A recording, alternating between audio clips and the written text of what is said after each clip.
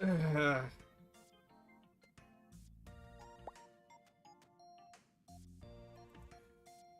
and salutations, my operators, and welcome back to Honkai Star Rail. Last time, we were doing the trial of Ornyx, where we learned that the Trailblazer had died during the crash against entering the planet. And then, after Ornyx gave us their core flame, we were told that we only have 15 days to live, which apparently 15 days is 15 hours of the dawn, which makes sense, just annoying.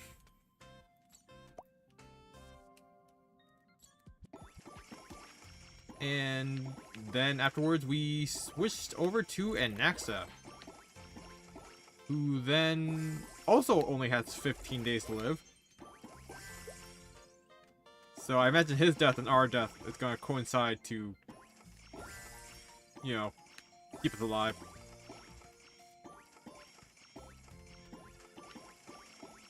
What happened after that? Man, it feels so much nicer to play with a controller than just swipe on my phone for some reason. And definitely nicer than playing on the with a mouse. This destroys my wrist.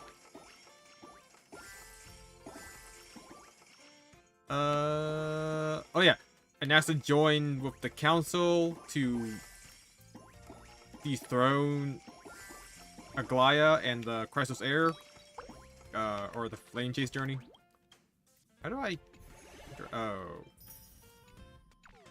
whatever. Anyways, let's get back to this. Yeah, we are about to meet Aglaya with the council last we left. So let's conclude that journey.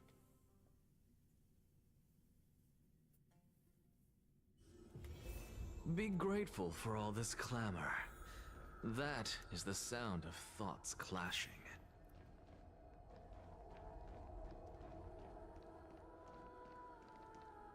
An expected visitor.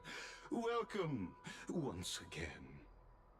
You know, you could actually skip all the pointless debate and come straight to me to seek an audience with Kefali. I have no reason to refuse you, do I? You may not, but kindness has. Whoever gets hold of Kefali's core flame will get to rule over Akama. She's wary of me, so naturally I had to gain her trust. I would say that debate was not at all pointless. Very true. In my view, this individual has gone to great lengths to get close to Kefali. He might very well be plotting something nefarious against the Titan. Are you still willing to let him pass, knowing this? Yes, very much so. All living creations are always free to visit Kefali's transcendent vessel. This comes with being the World-Bearer. How convenient it is to be able to hear what they say. It is truly my honor to speak to a venerated Titan in person. Please, go ahead. Let me join you both on this journey. Oh, a bygone myth tells of an occasion where Kefali once answered their followers' questions on the peak of the Holy Mountain. Their followers have since believed that scaling this Titan cliff is one way of being with the god. Hear that? It's not every day that you get to climb a mountain with Circes. You should sing me a hymn of praise. Titan hymns are beyond me. Hope they ever like it. Alright, we good? Awesome.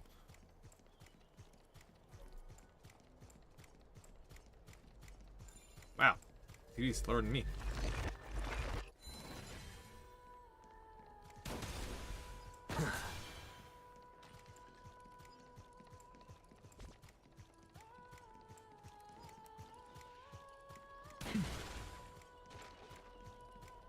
might be faster with the gun. Nope, never mind. You win this time, Ligus.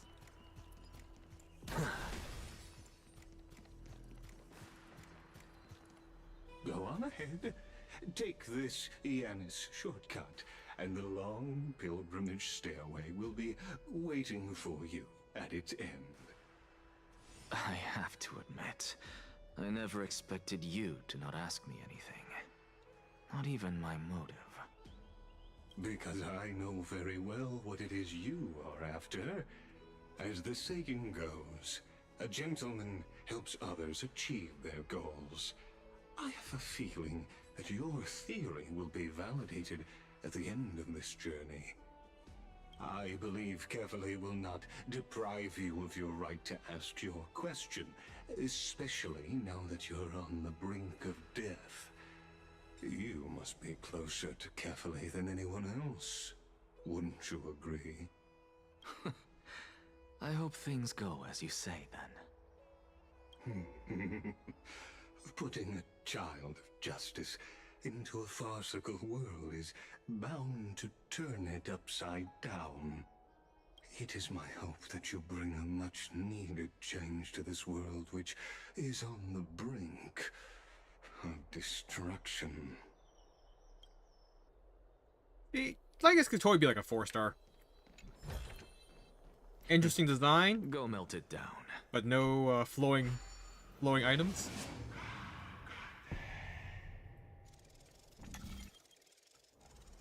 Just give him like one of the freaking 3-star blessings from Simulated Universe.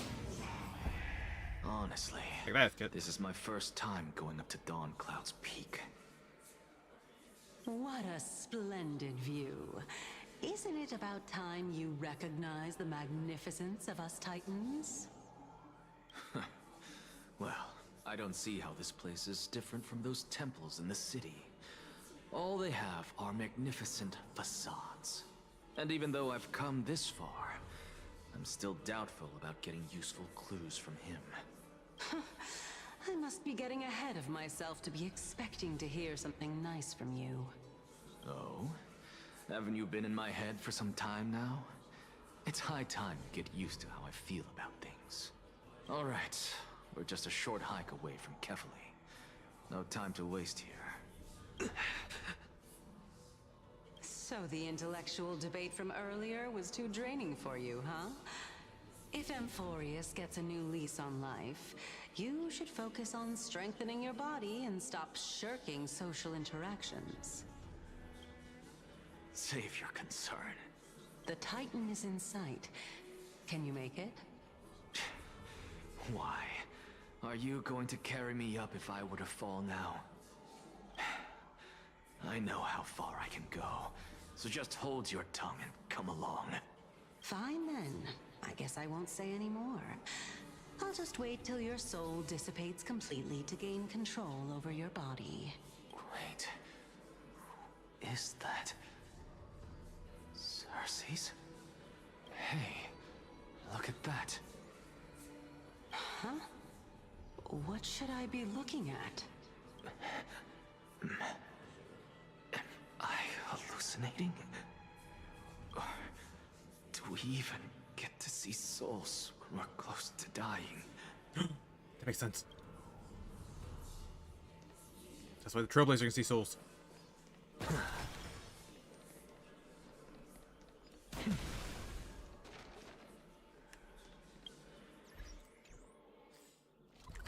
Can I warp out of this? Nope, okay. Just wanted to make sure.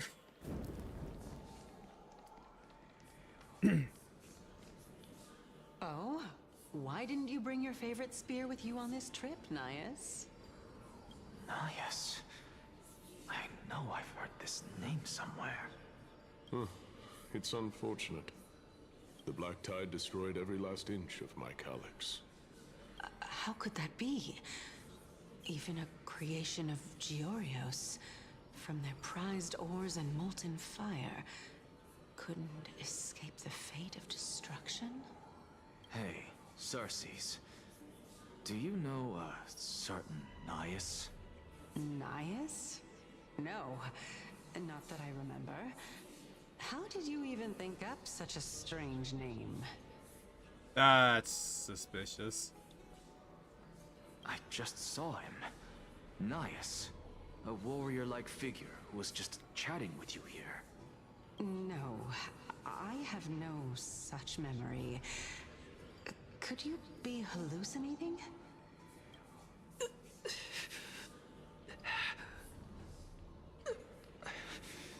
This is a departed spirit.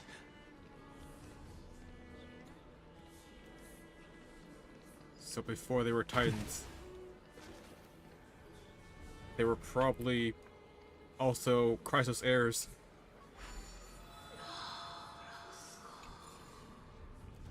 This is a pilgrimage platform dedicated to devout believers, but you, Anaxagorius, never kneel to false gods.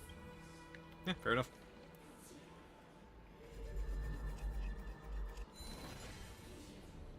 Okay.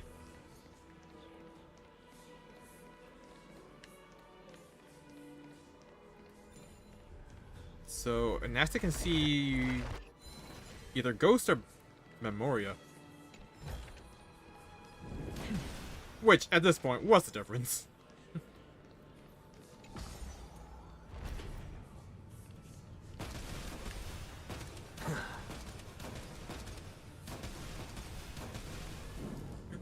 There they are. Will we see Nestia? You two again. Enough about me. Did Kaos ever reply to you? Well, regrettably. Seems like the price of becoming a demigod is a lot heftier than we thought. Chaos. Demigod. I've never heard of this person. Which Titan's authority did he inherit? Look on the bright side, Nias. Since we've come all this way, I doubt he'd snub his old friends, would he? Is Kaz Kefli? Let's just hope we mean as much as the world to him. Hey! Are you seeing that same hallucination again? Yes. It's still you and Nias, but you're now talking about a certain Chaos.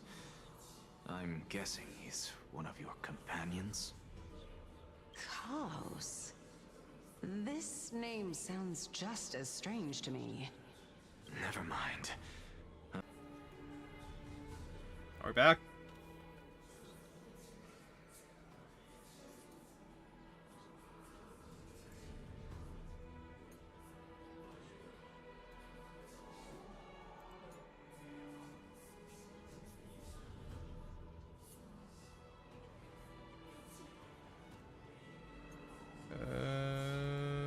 Boy.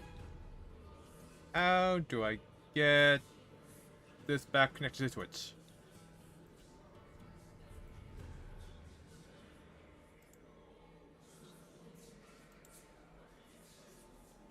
Because I can't seem to start it again. Welp.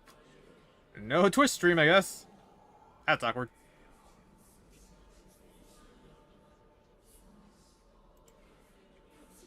This is all on YouTube. The one thing I like about YouTube is that it connects the VOD to the disconnected stream properly. Oh.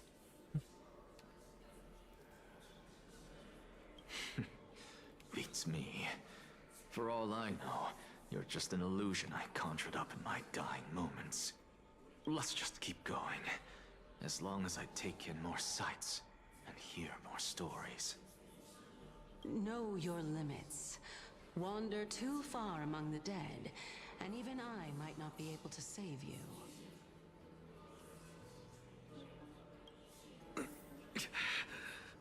I'm fine. Offer. If this is indeed as I thought, then this will be very amusing. Offer greetings to Kefli.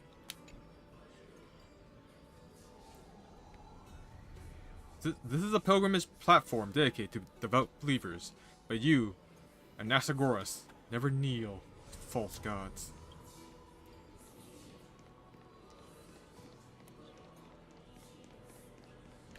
Just. I suppose I can just ignore this.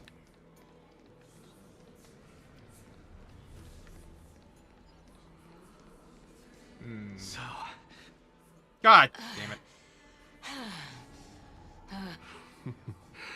Can you keep going? Of course. I'm just... If I knew we had to climb a mountain, I wouldn't have come along with you. I guess this also counts as one aspect of the world-bearing burden. If Amphorius does have a next life, you may want to get your body in shape. Keep your sarcasm to yourself. I'm not getting anything of value from them. I would sooner throw myself off this cliff and hit rock bottom than exercise even a little. I am Calypso of the eminent Seven Sages, after all. Training would make me no different from those Helcalithist barbarians. Calypso? Wasn't that the alias you used when we met at the grove? Calypso. She's one of the Seven Sages. A member of the Grove? No, she can't be. I would know her name if she really were one of the Seven Sages. Hey, Circes. Does the name Calypso ring a bell? Circes? They're gone. Doesn't matter. I can do this myself. Looks like I'm nearly there now. The land of the dead. Has it been 15 days already?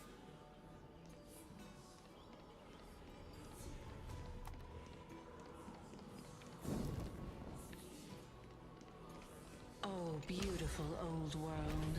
Where are you now? Oh, legendary era Chrysia, return to the mortal realm.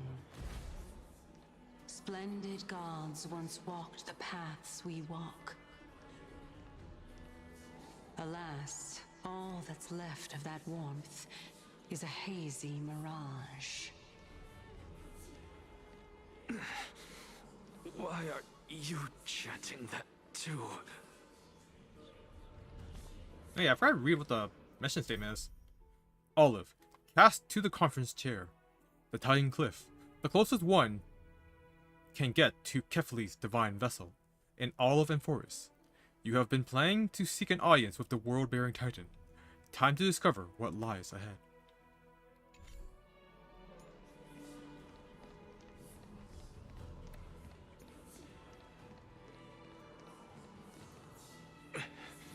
We're here. Finally.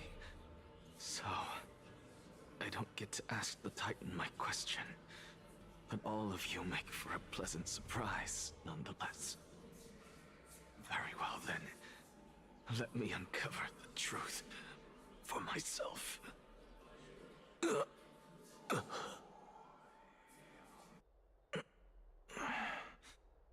I still fail to make it in time? Huh?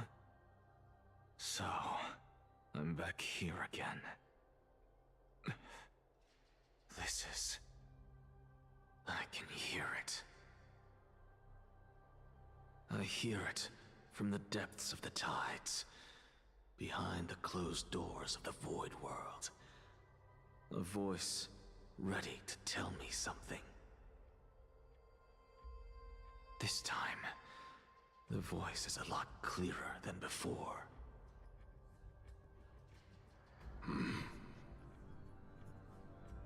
Since we've come this far, let's just wait.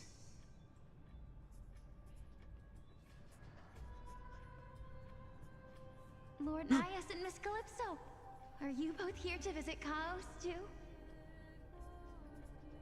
Yes, and we've been waiting for quite some time now. Regrettably, he hasn't answered us. The worst-case scenario is that he's already been overwhelmed and crushed by the world-bearing burden.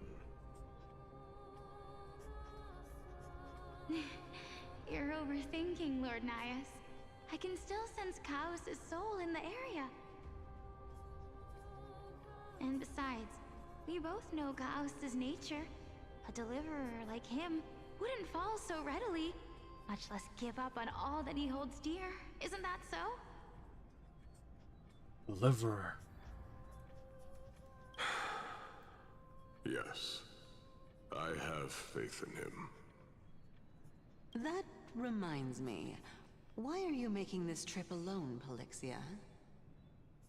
So that was Thanatos' original form?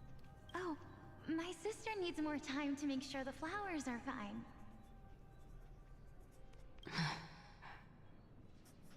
Such a pity.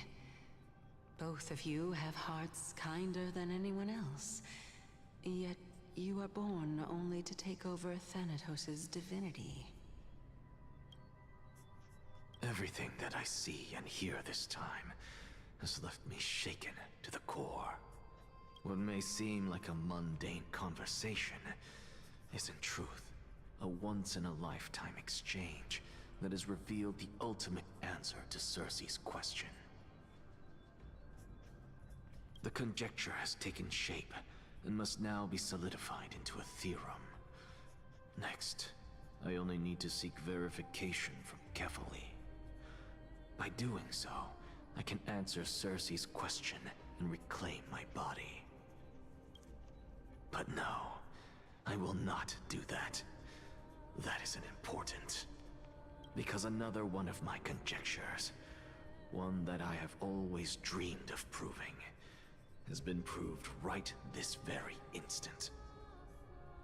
Fusing a mortal soul with that of a Titan to replace said Titan is not a ludicrous idea after all. Wait, wasn't that the whole point of the flame chase journey? Switching it down, huh? Unexpected. What are you thinking about? Just amazed at how this towering tree is Cersei's divine body. It's a majestic sight. Is that so? You don't look the slightest bit amazed, though.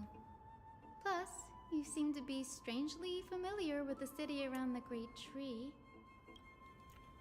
Merely something from the past that I won't go into. Events of the past, huh? I was also a child when I looked up at Cersei's. Their leaves and branches reflected the sparkling stars. And their trunk was like a pillar that supported the sky and ground. I stood at this very spot back then, imagining the day when I could climb to the top of this tree. Because I would be the closest I can be to the sky at that spot. You're a skies priest, yet you study at a place that is home to the recent Titan. That's rather counterintuitive. Don't read too much into it. I mean, can mortals even hope to reach Aquila's realm? They're a strict and draconian god. Nothing like Cersei's. Reason is willing to share what is theirs with others, but Sky only expects people to revere them. You get what I'm saying, right, Denny? After all, the Titan that imprisoned you and Grey here in Amphorius is none other than Aquila themselves.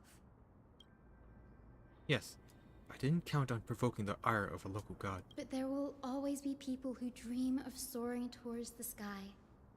The Grove has a wealth of research on Aquila, and that is exactly what we are here for. It's just, I never thought Grey would meet with something like that before we set off. As a physician, I should have been there by his side. Bad luck tends to come in streaks, so don't beat yourself up over it. Besides, Aglad needs you here to uncover the truth behind what happens to the Grove. Let's just make the most out of this trip, and keep a lookout for any documents related to the Death Titan. They could be useful to Baron Draco. Yeah, There's no rest for the weary, huh? In any case, what we're looking for could be anywhere in this enormous grove. Let's split up to cover more ground. Danny, with your skills, I'm sure those monsters born of the Black Tide will pose no threat to you anyway. What about you? Will you be alright on your own? Have you forgotten that you're talking to the chief physician of the Twilight Courtyard? Have more faith in me. I'll be just fine. The silence in here is deafening. It's near deafening. With the vast amount of knowledge it holds, this academy is akin to a labyrinth of information. Even the cleverest of scholars would easily lose their way in here. I should gather my thoughts before heading in. How to leave Enforus. In the myth, Aquila, the titan who reigns over the domain of the skies, is a colossal bird that overlooks the world beneath them with 100 eyes. As long as they continue to soar above the clouds, the people of Enforus will remain trapped on the ground. Hyacinth's forebears were priests who worshipped Aquila. Nobody is more familiar with the taboos of the sky titan than her. Seeing how Aglaia has sent her here as a guide, it's possible that she plans to have Hyacinth take on a trial in the future. Enforus Titan mythology. In Enforus, Titans are a common topic of discussion. People create myths that, in turn, conceive Titans. It's a tricky task to keep an objective view when among the people of Enforus. Is there a way to step out of the situation and look at it from a different perspective? Titans and Aeons. Titan and Aeons are two distinct classes of beings. Titans can communicate with us humans, and it is not impossible for us to overpower them. Upon their demise, we can even take over their divinity. In this regard, Titans can be said to be a lot more similar to humans than Aeons are. The Crystal's heirs are demigods. Crystal's heirs are humans who possess heroic qualities, with most of them demonstrating extraordinary combat prowess and strength. Upon clearing a core flame trial, a Crystal's heir can even ascend to a demigod and inherit a Titan's divinity. Wait, something about that feels off. Is this a selection process of some sort? The Flame Chief's journey and the prophecy. Guided by the prophecy, the heroes are on a quest to reclaim core flames and usher in the Era Nova. Their efforts have seen gratifying results to date. As I expected, the prophecy is the hardest to make any sense of, but with barely any information to go on, no matter how much I ruminate on it, it won't yield any results. I should leave this for another time. Think of something else. I should probably turn my attention to something else. Baron Draco's plight. Nobody could have imagined that Baron Draco's life would be forfeited the moment we landed on Enforus. I should have done more to keep him safe, but it's not too late. We still have a fighting chance. The unique rules that govern life and death on Enforus might just work in our favor and save him. The Grove is a veritable library of knowledge. Maybe they'll have records of a similar case?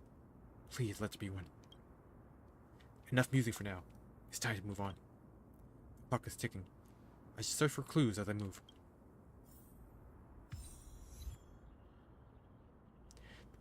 The night sky feels unusual. Now that I've gone... Okay.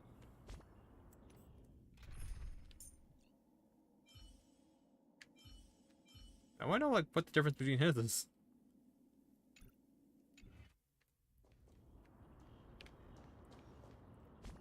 I guess I can just go for Hypercarry Dan Hung.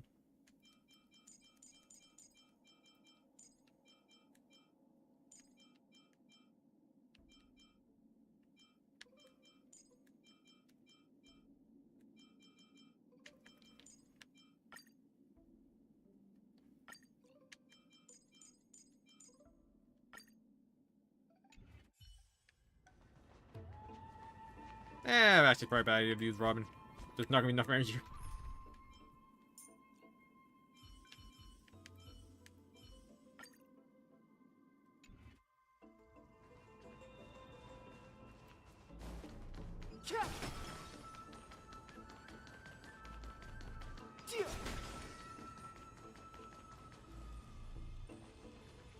Any enemies? No? Cool. Awesome.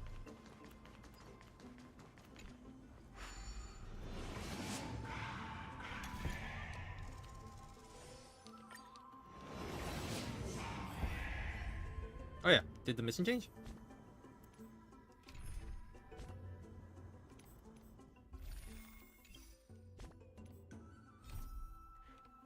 Papyrus, read the Blasphemer's will. Investigate the remains of the Black Tide spawned monster before heading to the library of Philia. Philia? Philia. Look for any documents left behind along the way.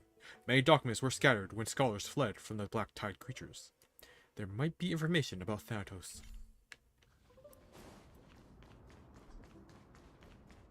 This will strengthen our position.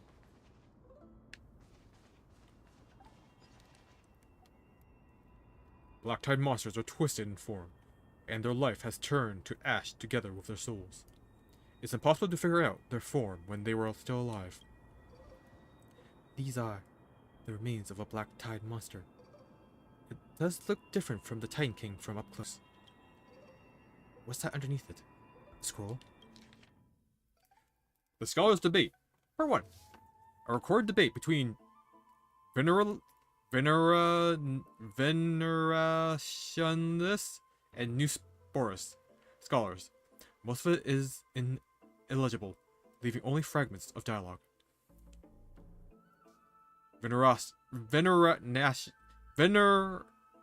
Veneration. Wow. So many sounds that it costs a zero. Oh, so many syllables in a row. Venerationist scholar. We all recall that state that dare touch the sky. But what were they really? That just blind masses manipulated by ambitious politicians who dared challenge the Titan's authority. A completely meaningless attempt, an absolute mistake. You spore scholar. You venerationist. I've bowed to the Titans for so long. Have you forgotten a scholar's true purpose?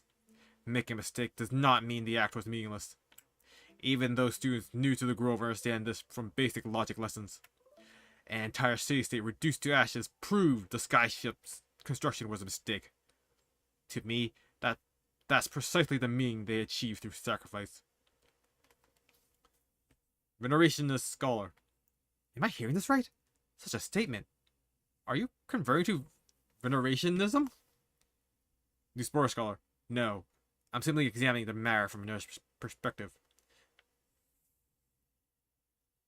Legible content ends here. As I expected, the Grove doesn't forbid discussion about the sky. It's a debate between two scholars about the skyships.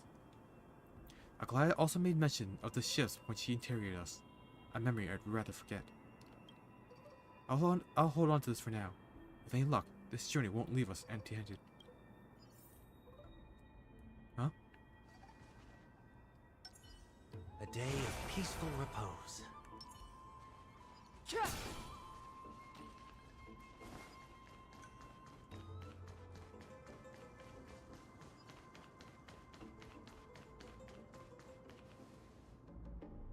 Well then.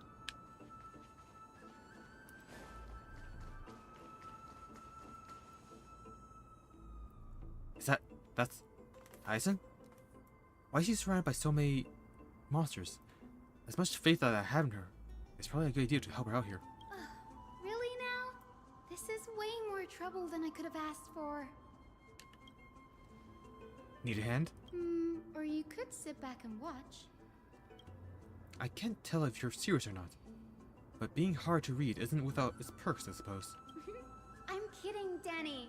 Lend me a hand, pretty please. All right, now let's get him.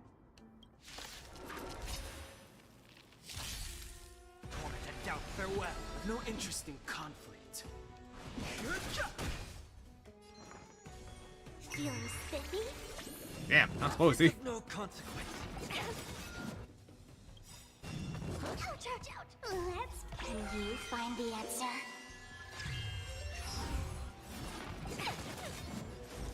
Converge and awake.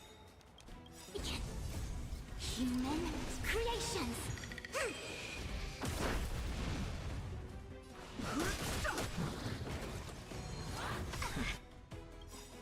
The truth of life and death, revealed in an instant. The sanctuary is but a vision. Break!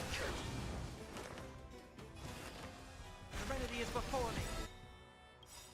This mortal form will watch over you and guide you on your path.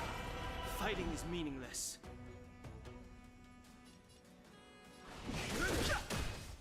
I'll go easy this time. Ah, damn it. I've no interest in conflict. The truth of life and death, revealed in an The sanctuary is but a vision. Break! I see through you. Seek and you shall receive. Torment and doubt, farewell. Fighting is meaningless. Let's play for a while. Feeling spiffy? Let's play. Can you find the answer? Wait, what are our stats? I don't even know what Den Hang's even equipped with. 100% crit rate. That's good. So it's not awful.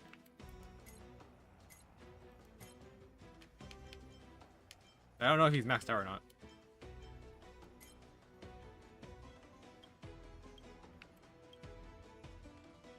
I didn't know I could do that.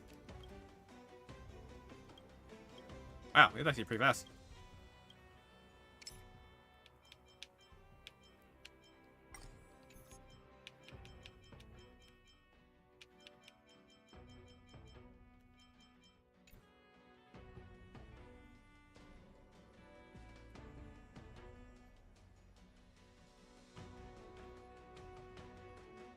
Okay, I have no idea what's giving him the plus 100% elemental damage. Like at all. Because I don't think that's him. Or Benson of Paper and Rights. Yeah, I'm just kind of very confused by where that extra additional power is coming from.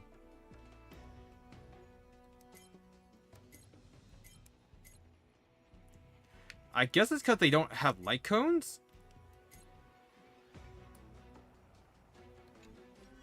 They just give them yacked up affinity?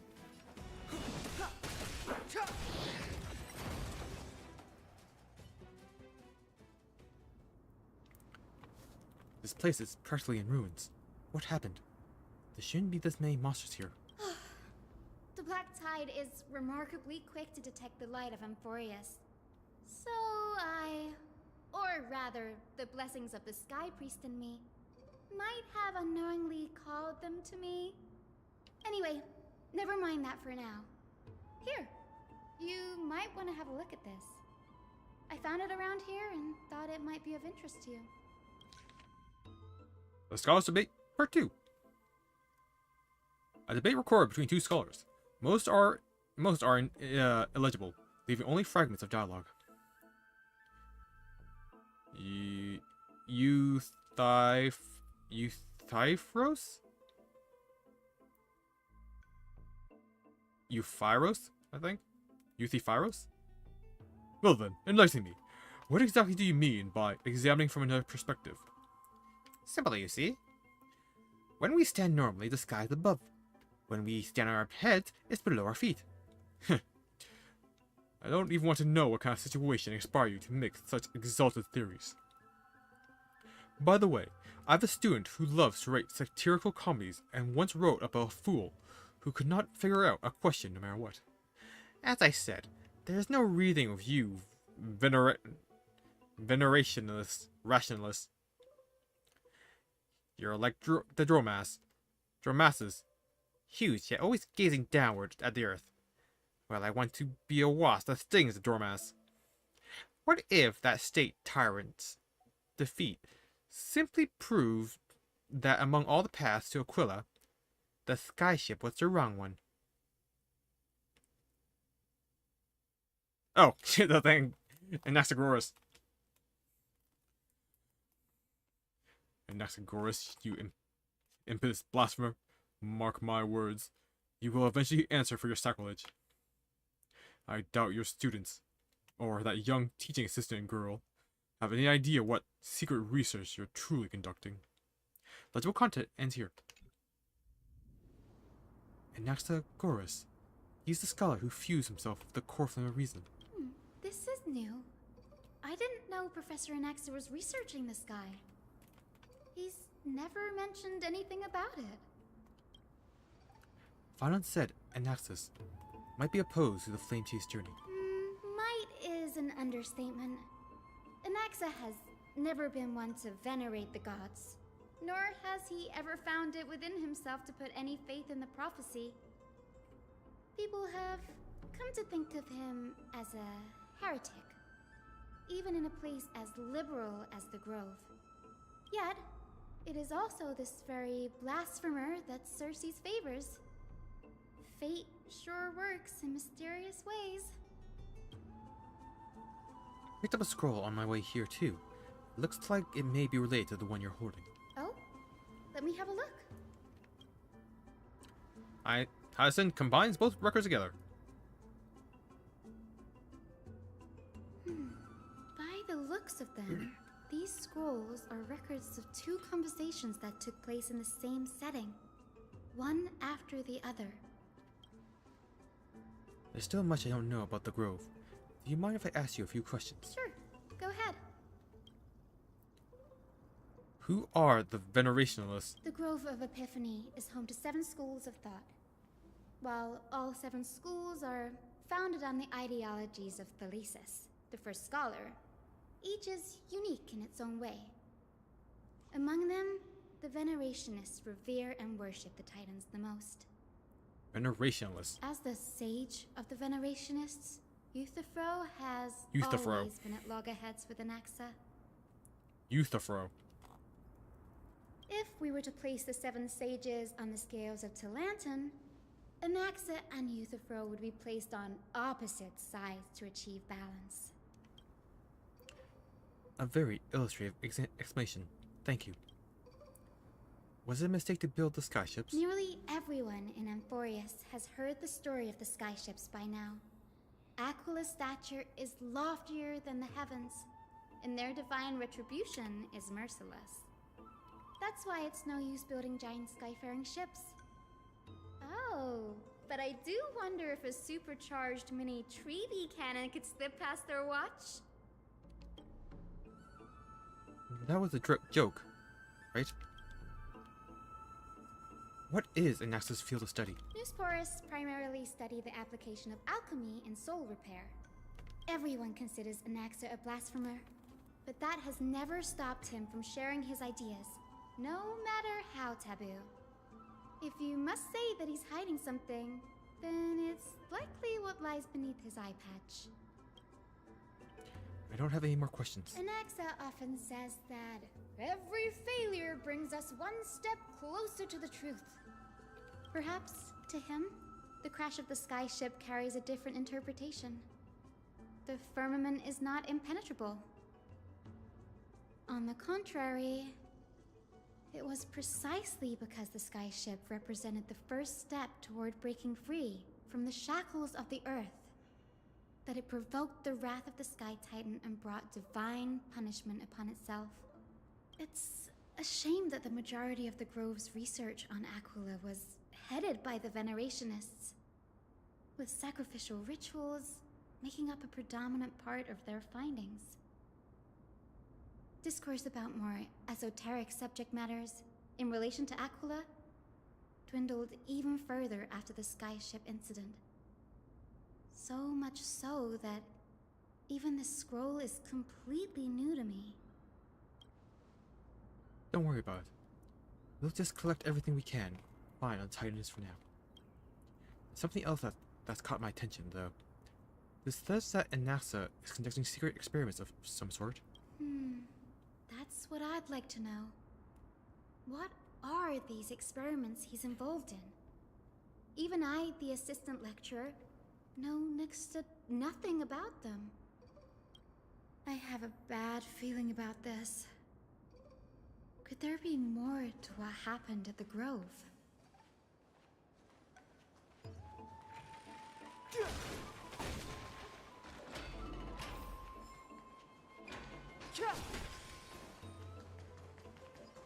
Zoom! This the Librariophilia, the place where the Grove stores its collection of tomes.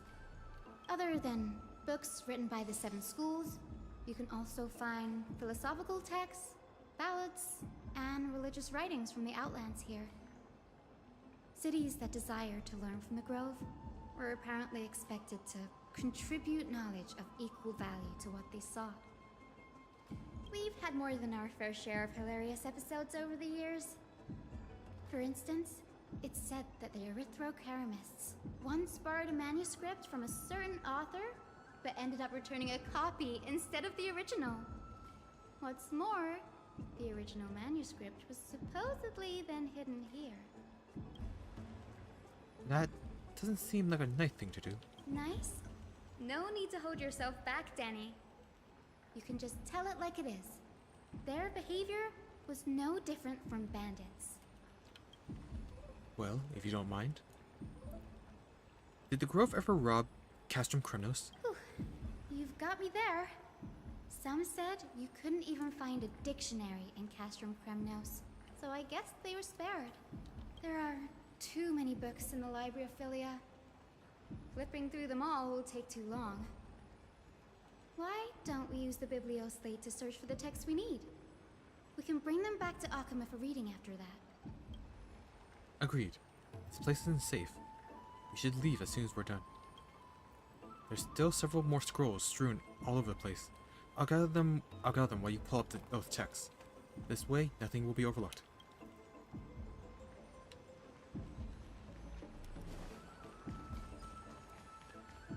I can't believe that search bar. Where were these? A record of the main research topic. A record of the main research topics a Capris scholar had applied for, and the replies from their school sage about these topics. Topic 1. A discovery that many mystical beasts renowned for their longevity actually reside in areas with poorly managed birth and death records for such creatures. Permission to research? Reply: lacks research significance. Not approved. I feel like that's pretty important. Topic 2. An observation of real plants within the grove imitating the growth patterns of nearby white dryads. Permission to research? Reply: falls under the domain of the Lotophagus School. Not approved. Topic 3. Investigating the feasibility of placing flying birds into rocket tubes to guide the direction of the rocket's flight. Permission to research? Reply: too fanciful. Not approved. The subsequent topics grew increasingly eclectic. Yet the outcome of the replies remained unchanged. Impressively, hopefully it helped him survive the black tide. Impressive tenacity. A book covered in annotations from many scholars. Its title is The Art of Sophistry, 40 Ways to Improve Your Debating Skills. You skim through it, and the highlighted methods include virtual causation, false premises, contradiction conversion, conflating prevarication, and reality misinterpreted punctuation, misattribution, and generalizing specifically, among others. Amidst it are scholars' exclamations, a true eye-opener. The art of language knows no bounds. If I can't master sophistry, I can at least learn to defend myself against them as an honest man, and so on. The last resort is, when all else fails, employ brute force. This isn't going to be any of any help, that's for sure.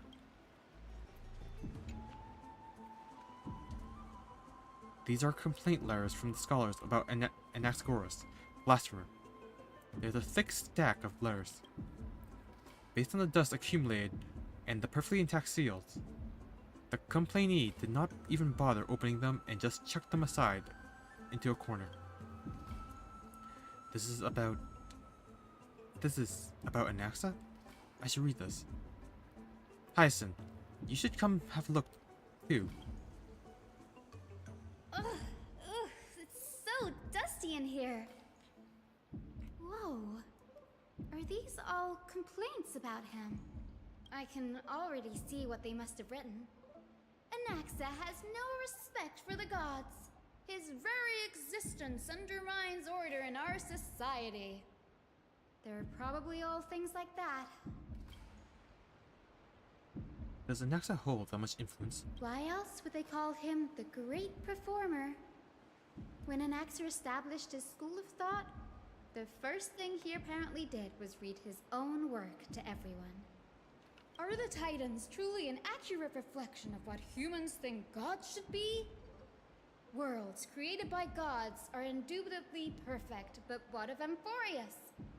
Only foolishness and insensitivity everywhere you turn.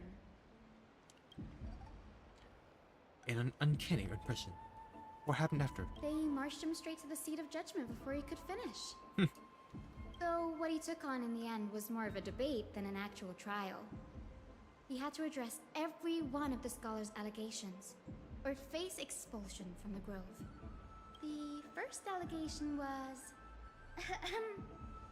Do you agree that since the Titans created the heavens and earth, so the mountains, rivers, and seas must likewise be their creations?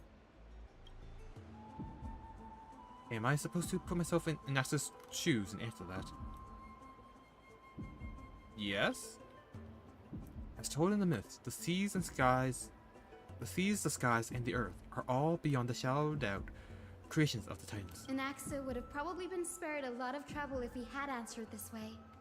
Instead, he quoted past instances of the flame-chased journey and posited the humans have the potential to take over the divinity of Titans.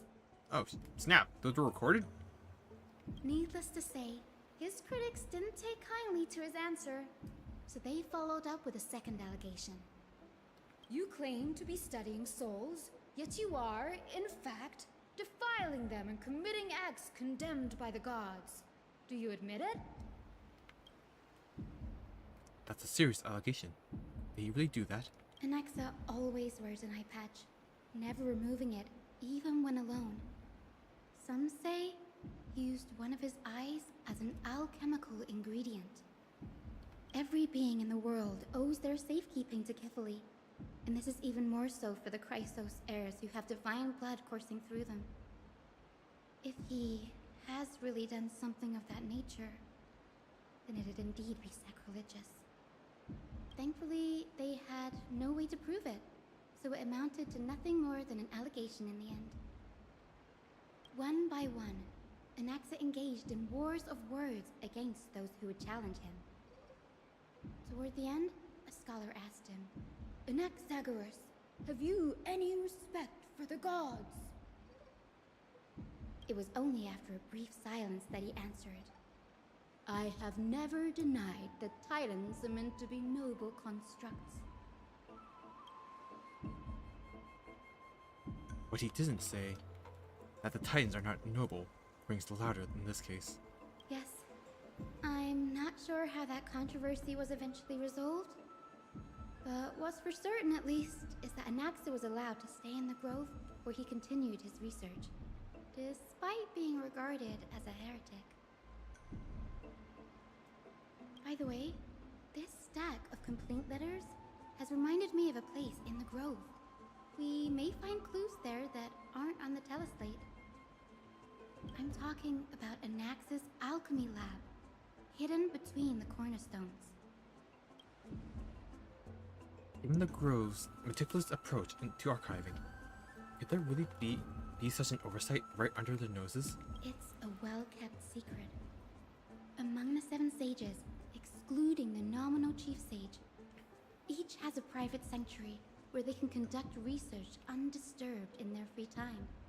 Even the administrators of the Library of Philia are restricted from accessing those places and documenting the sage's research.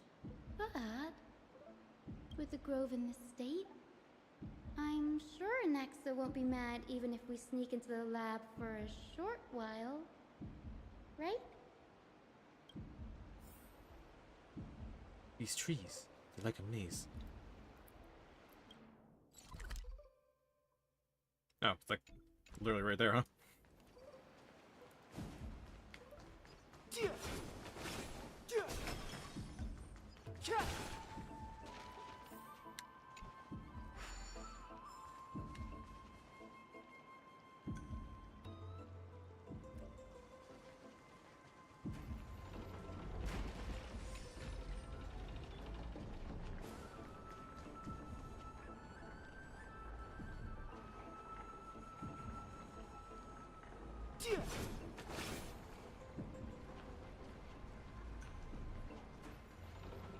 Alright, so the world is definitely looping.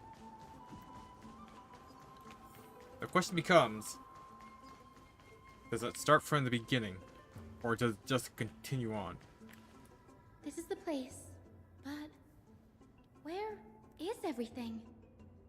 Materials for alchemical experiments, matrix diagrams, and even the seal to the lab.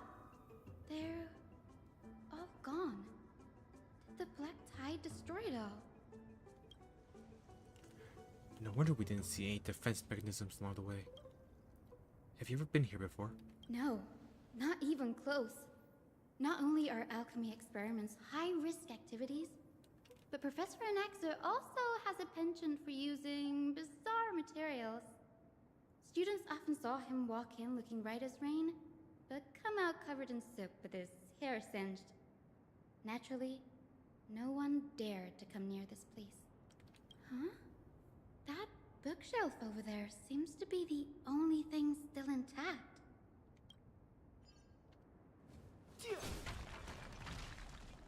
Oh, whoops. Sorry. These are the materials requested by Anaxagoras. Documents from various fields have been compiled in one place, including Titan Creations, the University of the Soul, Alchemy Doctrine, and so on. Most of the materials look to be within the research domain of the Nusporus School of Thought. However, a document titled A Study on the Chrysos Heir's Background is mixed within. A hastily written journal, Part 1. These appear to be quick notes examining the background of Chrysos Heirs. The Holy Maiden of Yanopolis, Tribi, Trian, and Trinon, descendants of the Holy Maiden from the Temple of the Three Fates. Goldweaver Aglaia of Akama, from the Nestia priestly family. The Prince of Castrum Kremnos, Hyacinth of the Twilight Courtyard. All of their ancestry have varying degrees of connection to the Divine Titans or the Divine Authorities. Does the Golden Blood come from the heritage of priest families or royal bloodlines? Anaxagoras. I myself show no such connection. Kefli, the creator. What criteria did they use to create the Golden Blood, to shape the Chrysos heirs? Yet Castris, the servant of death from Idonia, her lineage is neither Titan priest nor demigod, but she has walked the earth for at least a millennium with the power to grant death to humans. Where did this power come from? Another text speaks of the dragon legends of Styxia. The alchemical extraction of soul ripped from dragon corpses is intriguing. Dragons appear to be the Titan's creations. Perhaps there's a way to reverse the process, using alchemy to refuse human souls with Titan creations, increasing the purity and divinity of Golden Blood toward the Absolute? This theory must be tested. Experiments to be arranged. What's going on? Anaxa is conducting research on our friends in Akama and me? This journal contains several intriguing points. The creation of Titans. From the Abyss of Fate to Castrum Kronos, I've seen many a Titan creation during my time in Forest. Life forms created by Circes can also be found in the grove. But fusing them with human souls through alchemical means? I can't even begin to imagine. The Chrysos heirs. Anaxa seems to hold special interest in the divinity coursing through the Chrysos heirs' veins, and has even conducted a thorough investigation into the heroes' backgrounds. It wouldn't have been so strange if he had focused only on Cassie, given her own curiosity about her origins. Plus, considering that the new sporists have crafted omnipotent medicines capable of curing diseases. It also makes sense that he would conduct research on immortal Chrysos heirs. But now, it seems Anax's objective was never to create medicine, but to identify the origin of the golden blood and figure out its inner workings. Anaxa's research. Through alchemy, Anaxa aims to refine the golden blood in the Chrysos heirs to a degree of purity equal to divinity.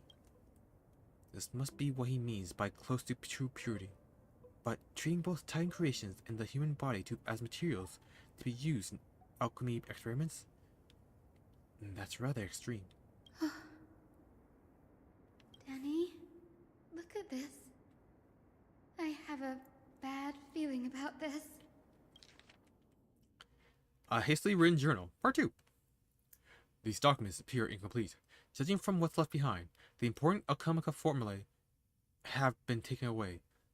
Only the author's reasoning remains. The previous approach has flaws. Fusing human souls with Titan creations does not purify golden blood.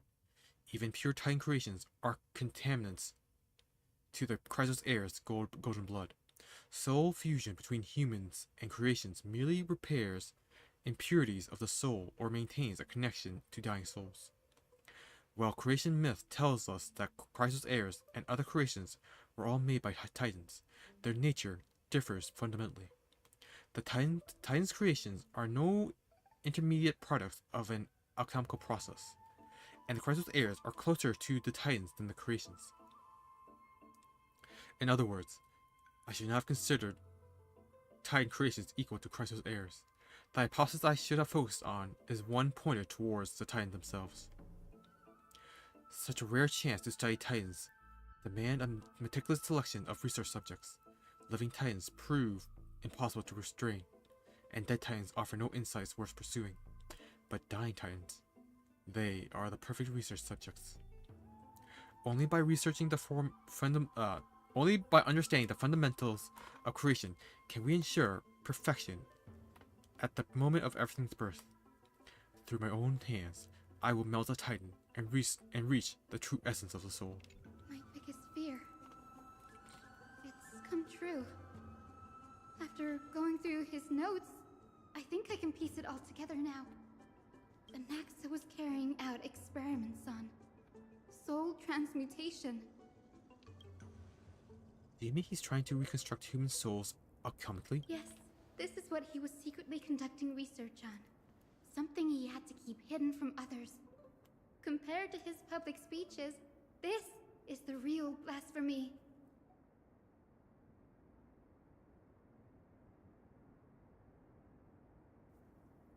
Pardon. Had a burp. Oh, I just thought of something. What's wrong? Do you remember when the Black Tide was approaching? The Grove had planned to send Cersei's core flame to a safe place. But an accident happened along the way, and Anaxa lost his life in the process. But Cersei took over his body and resurrected him, which led to the situation we're in now. That's right. But what if Professor Anaxa's fusion with the core flame of reason wasn't an accident? What do you mean? Put yourself in his shoes. Knowing that the Black Tide was closing in and your time was running out, what would you have done? I'd put my theories to the test, no matter the cost. Exactly. When the Black Tide came, the true reason Anaxa headed to the Luminary Throne was to transmute and fuse himself with the Titan's core flame. Did he succeed? No. Judging from how he reacted after the event, the results came as a surprise. Maybe he failed to consider the possibility that Cersei's would make a similar decision. The manuscripts detailing all the alchemical formulae have been taken away. His research is still ongoing. Could he have taken them for other purposes? Like what? There's only one Titan left in the world now. No. No way. To conceive an entity of perfection, one must first understand the principles of creation. If Anaxa is in Akuma now, then that means... He's after Kefali.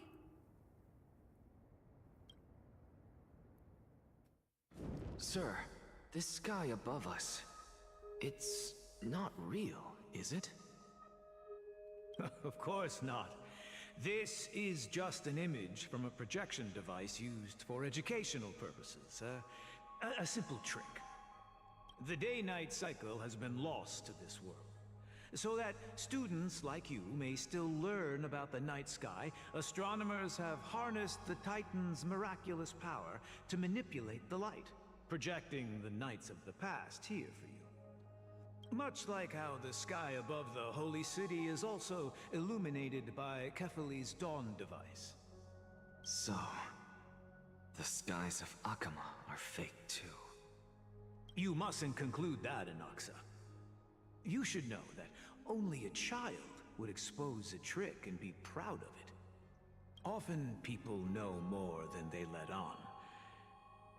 They simply choose to feign ignorance because they have no other choice. Then they're just deluding themselves. People believe in Kefali's tale of Genesis, accepting wholesale whatever the priests preach. But we're different. We've already walked out of the firelit cave of ignorance.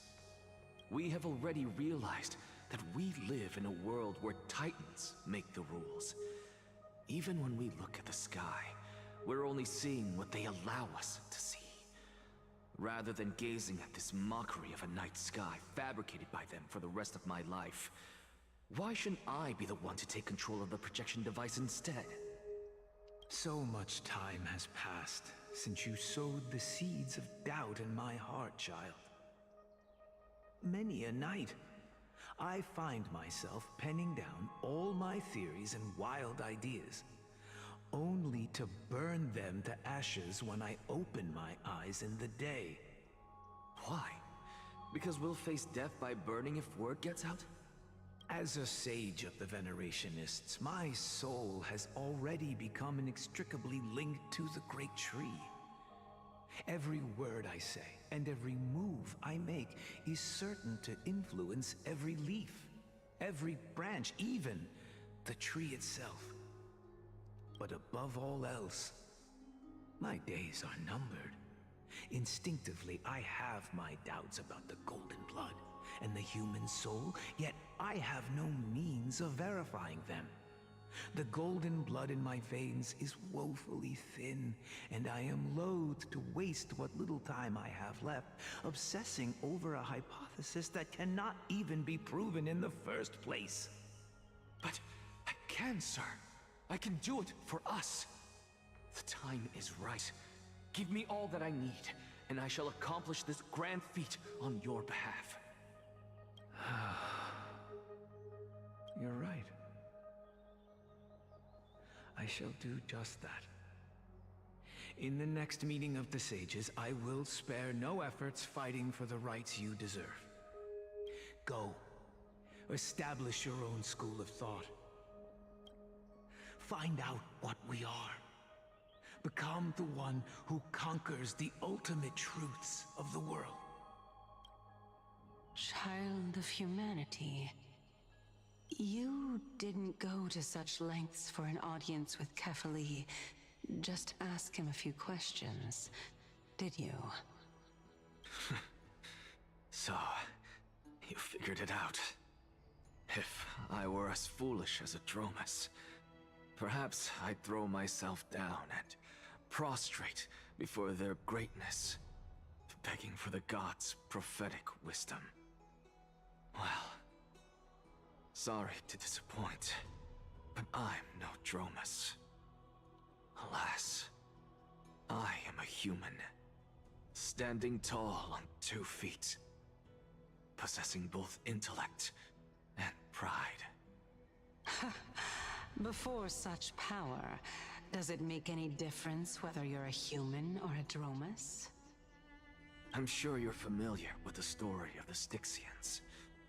When the raging waves threatened to swallow them, they didn't just give up and become sitting ducks. No. They constructed a dam that kept the roaring tide at bay, chaining down the mad Fagusa. They call me a blasphemer, Circes. But that doesn't mean I deny the existence of gods. It's just, as I see it, Titans are simply a force that mankind has yet to find a way to tame. Oh? If power that rivals the Titans is what you crave, why not conform to the prophecy and brave the trial? Why stop at harnessing the power of the Titans when I can do so much more? The source of life is what I wish to grasp, to understand what makes up the soul, and to learn what we really are. Thanks to you, I've had the chance to personally verify, in more ways than one, that the soul indeed ceases to exist in death. But where there is death, there is life. And where there is an end, there must also be a beginning. How then is a soul born? That was the only unknown variable left in my calculations. And by the sound of it, you have already formed a conjecture. No, I have already drawn a conclusion. In my journey unto death just now, I finally saw the answer with my own eyes. Professor Anaxa. I'm here. His life hangs by a thread. I must ask you to refrain from taking any unnecessary steps. Of course. I'll bring this to a conclusive end, and give you the answer you so desire. However, in accordance with the principle of equivalent exchange, I must also demand from you what I need.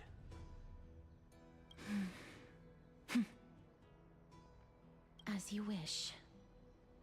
Don't you care to know what the price might be? It's a matter of uncovering the truth about the Death Titan and his survival.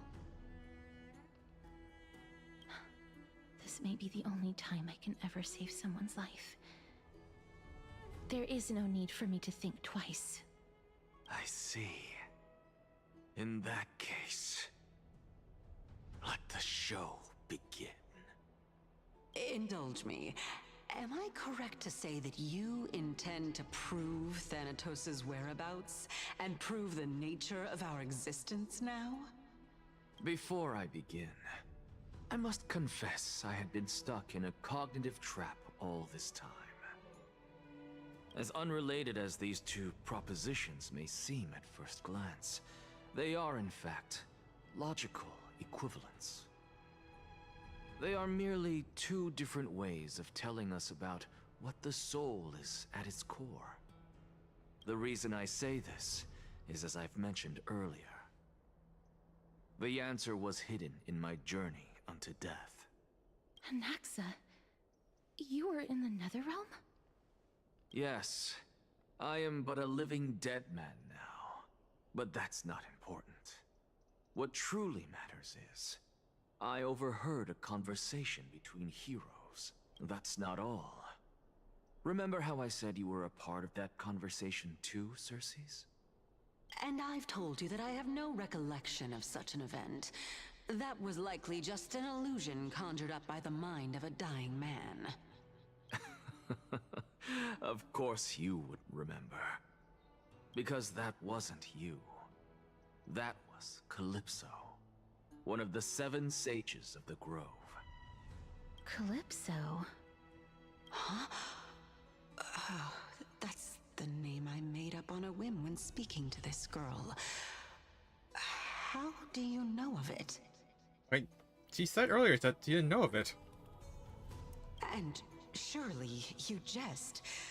Don't you think I, of all people, would know if that were the name of one of the 7 sages under the shade of my tree? Don't you claim to know the Grove's past like the back of your hand? It seems you've lost even the memories seared into your soul. Use your head, Circes. Since all of this took place in the realm of the dead, it stands to reason their likenesses are of souls from the past. The living cannot step foot into that world. So who could they be? Think about Calypso. Why does she share your likeness, yet you have no idea who she is? The answer is evident, is it not? Those fallen heroes are the mortal incarnations of the Titans before their ascensions to godhood. The gods aren't master creators born out of thin air, and they are no different from humans, because they all evolved from one.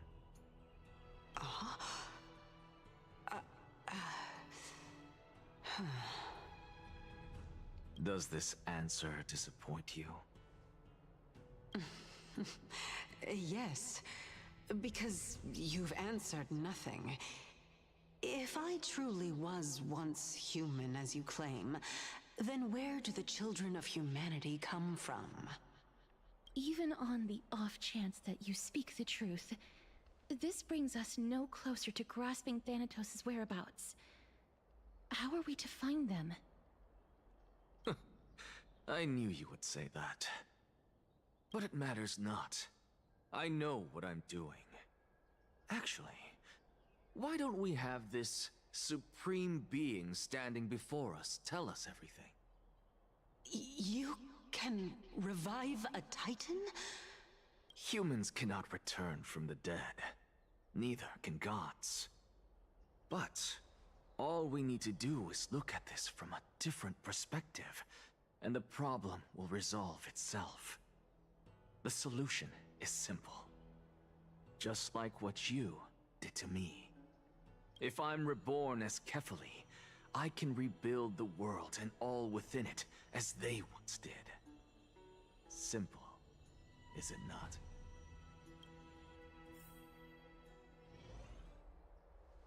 In the meantime, at the Hall of Justice, I have news from Hyacinth and Dunhung.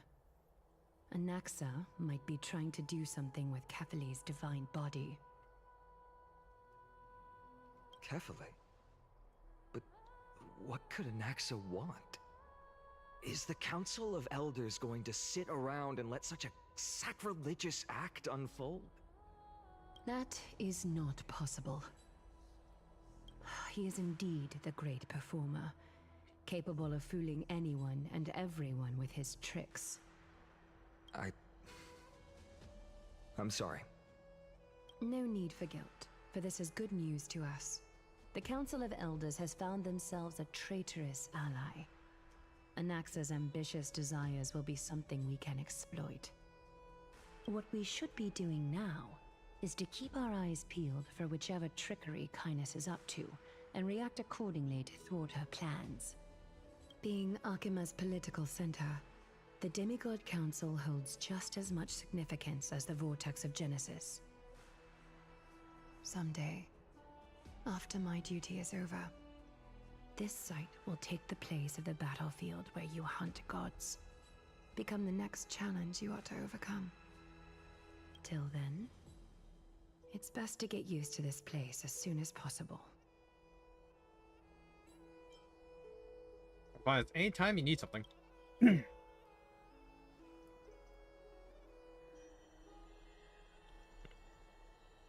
Preposterous!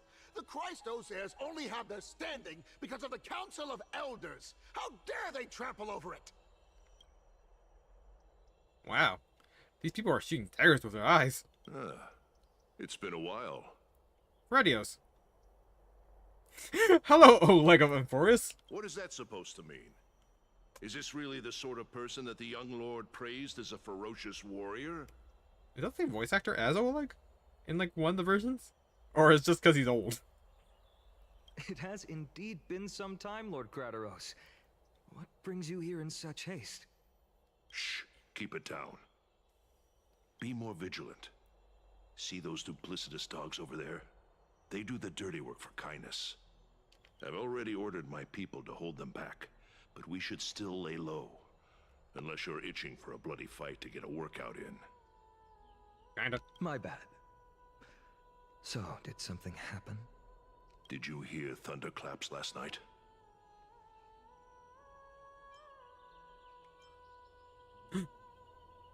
Hooray! It's Acheron! Someone's coming to save us! Hacker?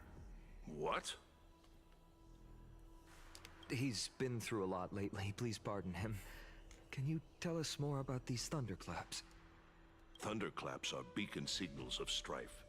They are a message from the young lord. He threw a spear bearing several words at Akama. Watch out.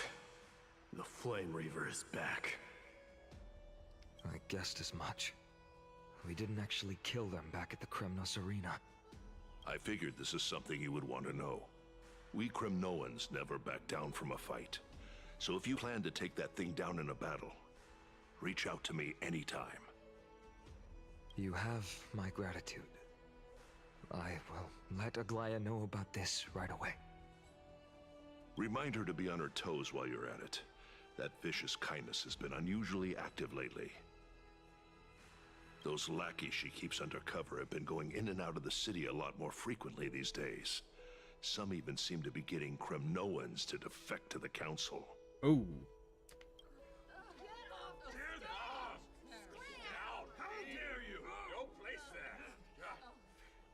Thank you. 3 people? That's... Looks like you can see it for yourself. Yeah, there are 3 people out of 100. Ain't that bad. We should get back. Thank you for the intel, Lord Krateros.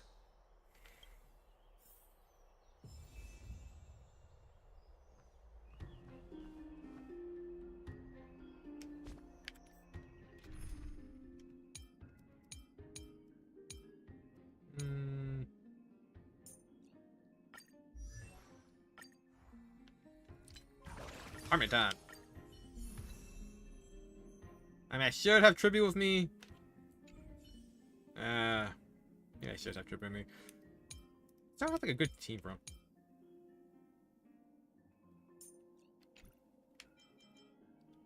I guess if I drop Sparkle, but I have something SP. Also my crit.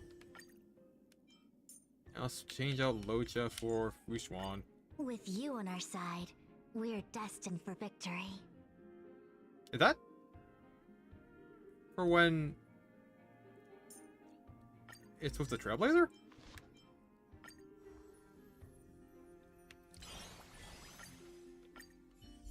I'm flattered.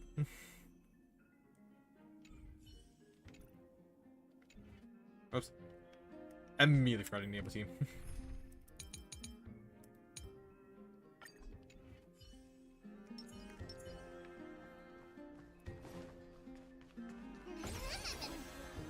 By carefully into Lantern above, as the Theoros I have observed. Virtuous citizens of Akama, fine Vides, Elysiae, and the Outlander are heading toward us. We good here? Cool. Aglaya, what happened here? I know about the poisonous fangs of that king snake through the golden threads. In the past, I would be confident about keeping her in check, but I admit I am now unable to do so. What do you mean? It is no longer about eloquence or arguments.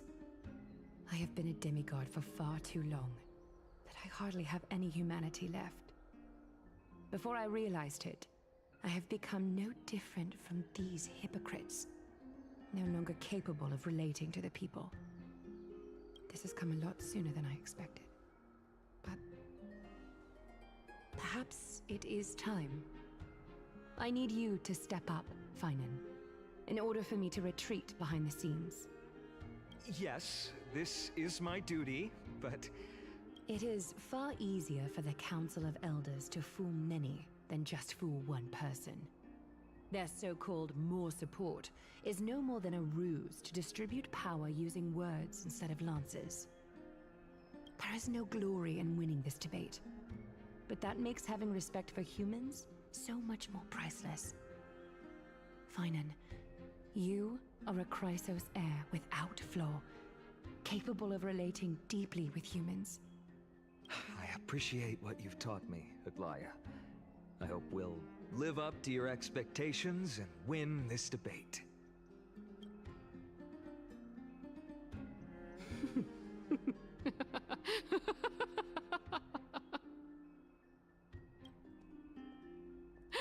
Oh, you've done well, Lord Calictus.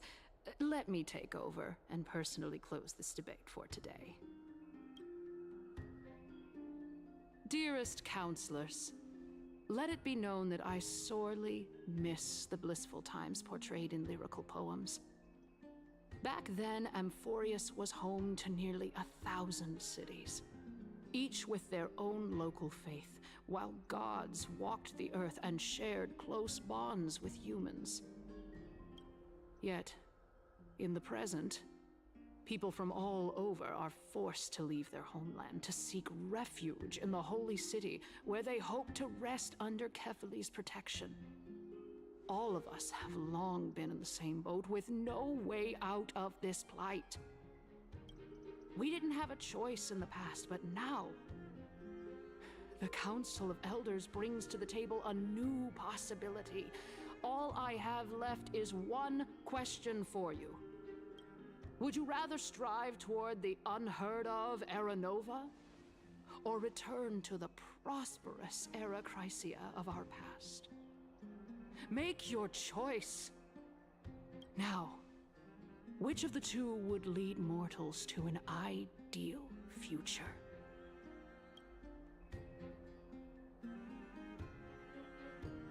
No hesitation. I stand by Era Nova. Era Nova is the path of salvation the gods promised. This should not have doubts in the flame chase journey.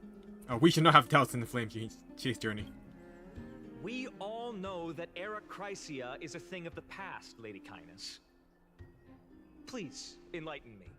How does the Council of Elders plan to turn back time? Let the three Titans of Calamity be born, and Era Chrysia is nevermore. But bring demise to those Titans, and Era Chrysia will descend upon us again.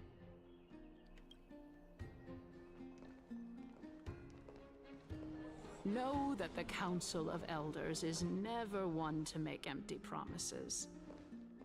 Look at who we have on our side. Anaxagoras, one of the Grove's 7 sages, and Castorus, Idonia's goddess of death. With the help of these two heroes, I can promise all of you that Era Chrysia will exist once more. Aren't they Chrysos heirs? They're supporting the Council of Elders instead? It's clear from the start that these heroes do not get along well in their group. All the more proof that Aglaya isn't fit to speak on behalf of every Chrysos heir. I am in favor of Era Chrysia. Era Chrysia! Era Chrysia!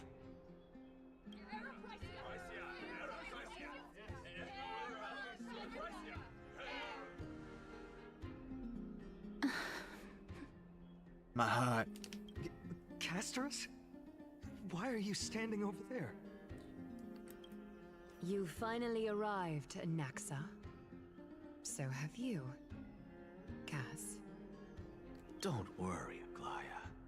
Well, I know that you have many queries. Could you continue to converse like how the citizens normally do? Tell me, dear citizens, if we successfully retrieve and return Thanatos' core flame without anyone passing the Death Titan's trial, what would happen next? The answer is simple. We will have a chance to rid the world of death and bring Amphorius back to an era when all beings live forever. We'll usher in a new future that will be entirely different from the flame chase journey. That sounds insane. He's one of the 7 sages. That's impossible.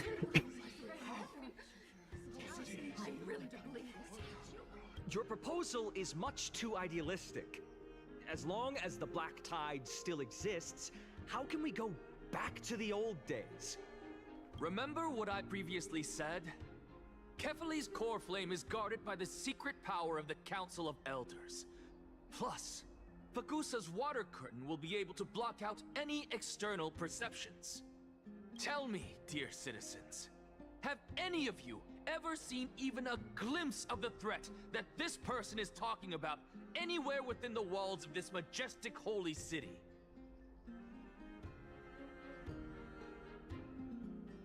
Isn't this just survivorship basis? If we eliminate death, then there's no need for us to fear that Flame Reaver, right? Citizens, let's loudly sing the blessed hymn.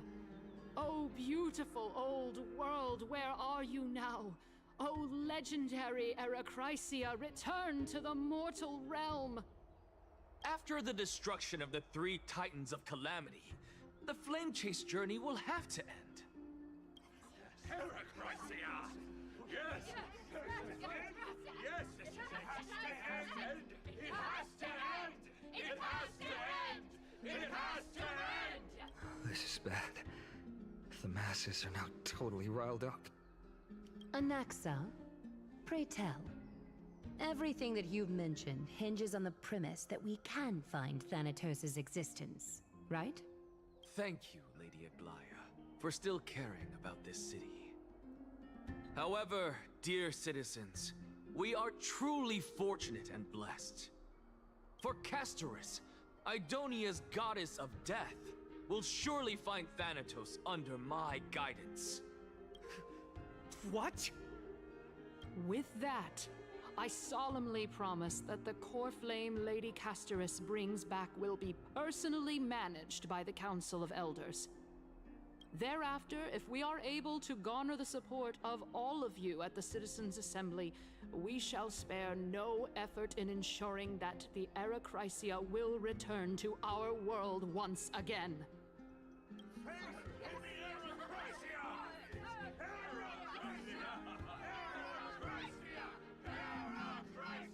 With the balance shattered, the result is clear. By Kefali and Talent and above, as the Theoros I have observed. Akama has chosen her destiny. The issue up for discussion at this Citizens' Assembly shall be modified to the suspension of the Flame Chase journey. This resolution shall be put up on the Wall of Heroes, such that all citizens are aware of the city's way forward.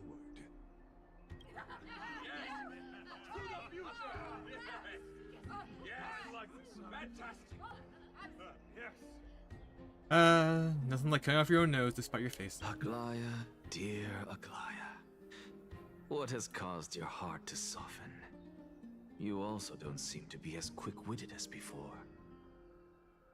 Wag your tongue as much as you like. Since the Flame Chase journey has been preordained by the prophecy, our failure has never been on the cards. Well then, I guess we'll find out if that's true at the Citizens' Assembly. This? Lycus announces the conclusion of the debate, and attendees part ways. Castorus, what's going on?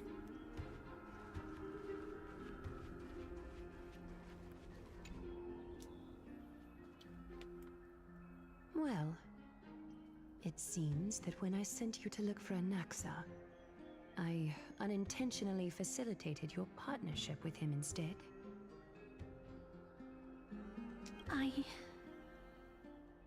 My apologies, everyone. I know that you have many questions to ask me. I will answer them to the best of my knowledge. In that case, please tell us as much as you can. What happened when you went to look for Anaxa? In actuality, he showed me a past that was both long and heavy. The reason I say this is as I've mentioned earlier. The answer was hidden in my journey unto death. Anaxa, you were in the Netherrealm? Yes, I am but a living dead man now. But that's not important. What truly matters is, I overheard a conversation between heroes. Switching to Casper's POV. Have you heard of this tale before? A tale about the ocean god's treasured pearl, our hometown. It was a seaside town which enjoyed the ocean breeze and glorious, peaceful times, thanks to the wisdom of its ruling queen. Until one day, an evil dragon descended upon the town. Its wings were large enough to blot out the sun, while its claws were sharp enough to rip the waves apart. It barged into the tall tower and devoured the queen's beloved daughter. It even settled itself in her bedroom, like a tyrant king. The queen assembled 300 warriors who managed to subdue the evil dragon by chaining it up. However, when the queen slit open the dragon's belly, she realized that the princess had long since been digested, and all that was left of her was a pile of bones. Devastated, the queen wept for several days. It was then that a devious, smooth-talking scholar arrived at the palace and suggested that the princess could be revived through the use of dragon bone and dragon blood. That liar called this process the secret art of alchemy. The princess was reborn! The queen was overjoyed, blissfully unaware that the evil dragon's soul still lurked within the princess's body. As revenge, the evil dragon swallowed the poor queen, the glib liar, the courageous warriors, and all of the town's innocent civilians in a single gulp. Worse still, the souls of the deceased refused entry to the Netherrealm because they were filled with regret. Forced to roam the mortal realm, these resentful souls ultimately converged into a river of souls that would not retreat for a long time. The terrifying death had consumed all. Thereafter, our hometown fell into ruin as well. Until... Until?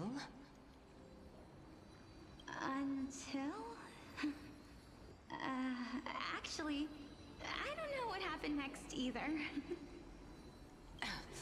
Oh, my...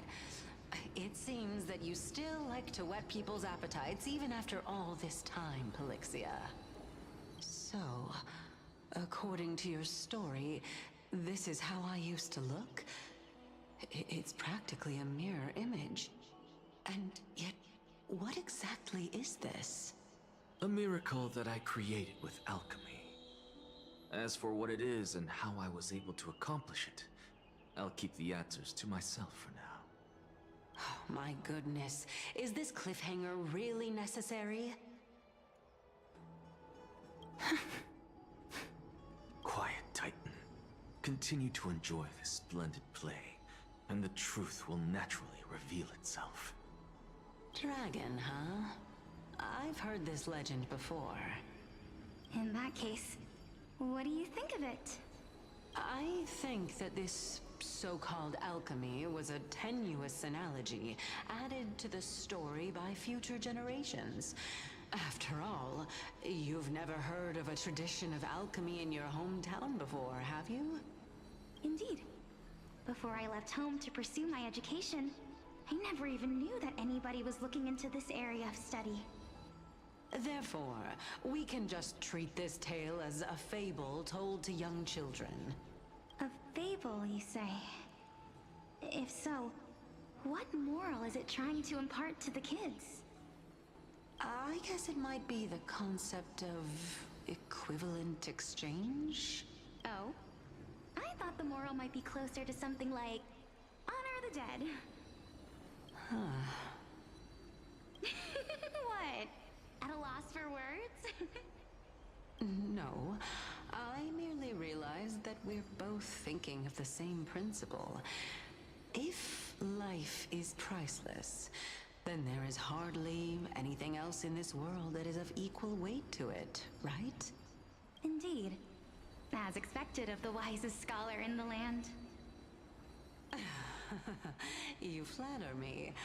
Why don't I ask you a question as well, as a form of equivalent exchange? Of course. What is your question? If I imparted my knowledge of the art of alchemy to you, would you use it to resurrect someone you loved? What? What kind of strange question is this? I got it. You're just trying to get me to tell you whether I like anyone, right? Let's just leave it at that. That was rude of me. Yes, I would. Oh? Death is inevitable. In the days to come, I'm certain that someone whom I cherish deeply will leave me for good. If such a mighty power really existed, I think I would use it without hesitation. After all, you, me, and the rest will all have to face that fateful moment eventually.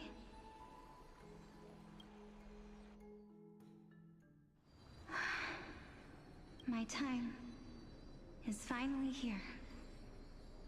However, perhaps because of my firm belief in the immeasurable value of life, I am unable to complete the trial. You shall wither, and through that, the dead will sprout again from the remains, and be reborn with the dead flame. It is a pity that fate is such a cruel mistress. Is there no other way of interpreting those words? I'm afraid that the meaning is clear. Between my sister and me, one must pay the price. Our trial can only be completed when the one chosen sacrifices her life. I'm afraid that the prophecy might even have selected a pair of twins for this exact purpose. Fortune makes fools of us all. My sister is prepared to sacrifice herself. And yet, I can't do the same. How absurd. My time is almost up, but I'm still afraid to welcome death. What should we do? If I'm ultimately not able to make up my mind... Since Chaos is willing to guide all of us and leave this trial to the end, there is still plenty of time for you to ponder. That's right. Don't allow the fog of an uncertain future to cloud your mind. Trial, prophecy, the topics that they're discussing seem familiar. But these three people must not have left their names in the epics. Otherwise, I would have some recollection of this. Amphorius's history before the Titans were born was complete chaos. Is that not strange by itself? I have long held three hypotheses about this. However, let's continue watching for now. Calypso, Polixia, and this warrior... I seem to have met him somewhere before. Regarding this matter, Nias, are you confident that you'll complete your trial? Of course. Though, I am worried about what will happen once I've emerged victorious.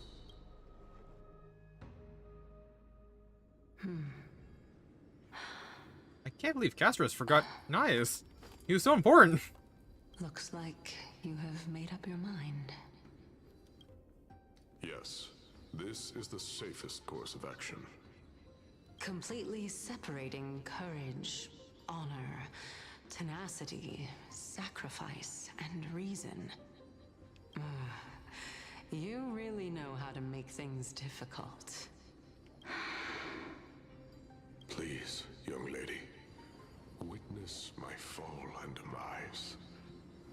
Lady Calypso, you shall host the soul-rending ceremony. I do not understand. Why would you dare to sacrifice yourself for a future that you won't get to witness? Because this is our destiny. The power that resides within me is so intense that I will one day be engulfed by it. Furthermore, a valorous death before glorious return has always been the path I chose to walk. A journey I began long ago. If your sister or Chaos were in my position, I believe they would make the same choice as well.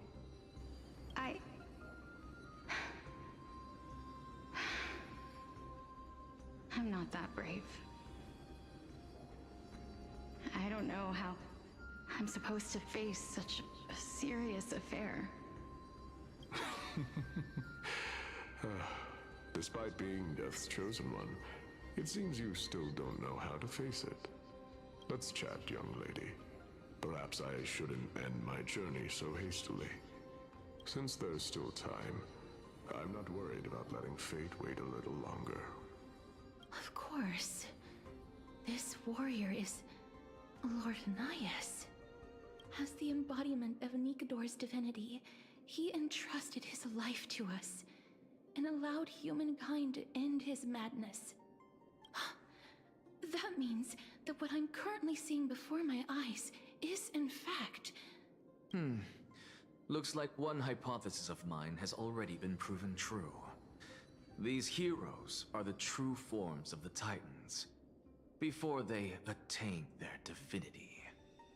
If so, the chosen one of death that he speaks of is actually... Polixia? Is the previous form of Thanatos?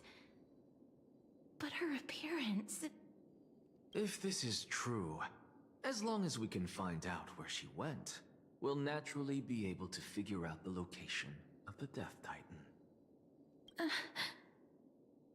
But before that, we first need to witness what ultimately happened to Lord Anaias.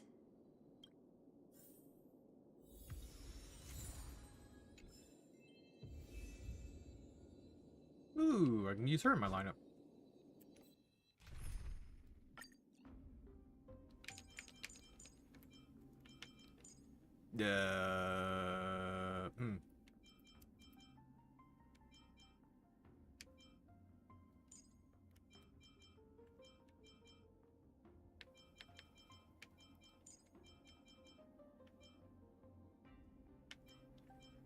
She doesn't need skill points or energy.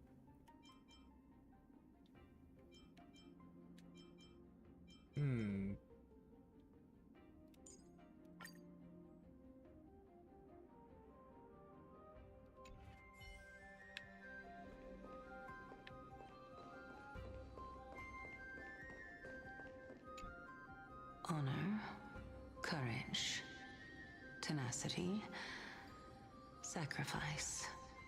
And finally, the only thing that remains is reason.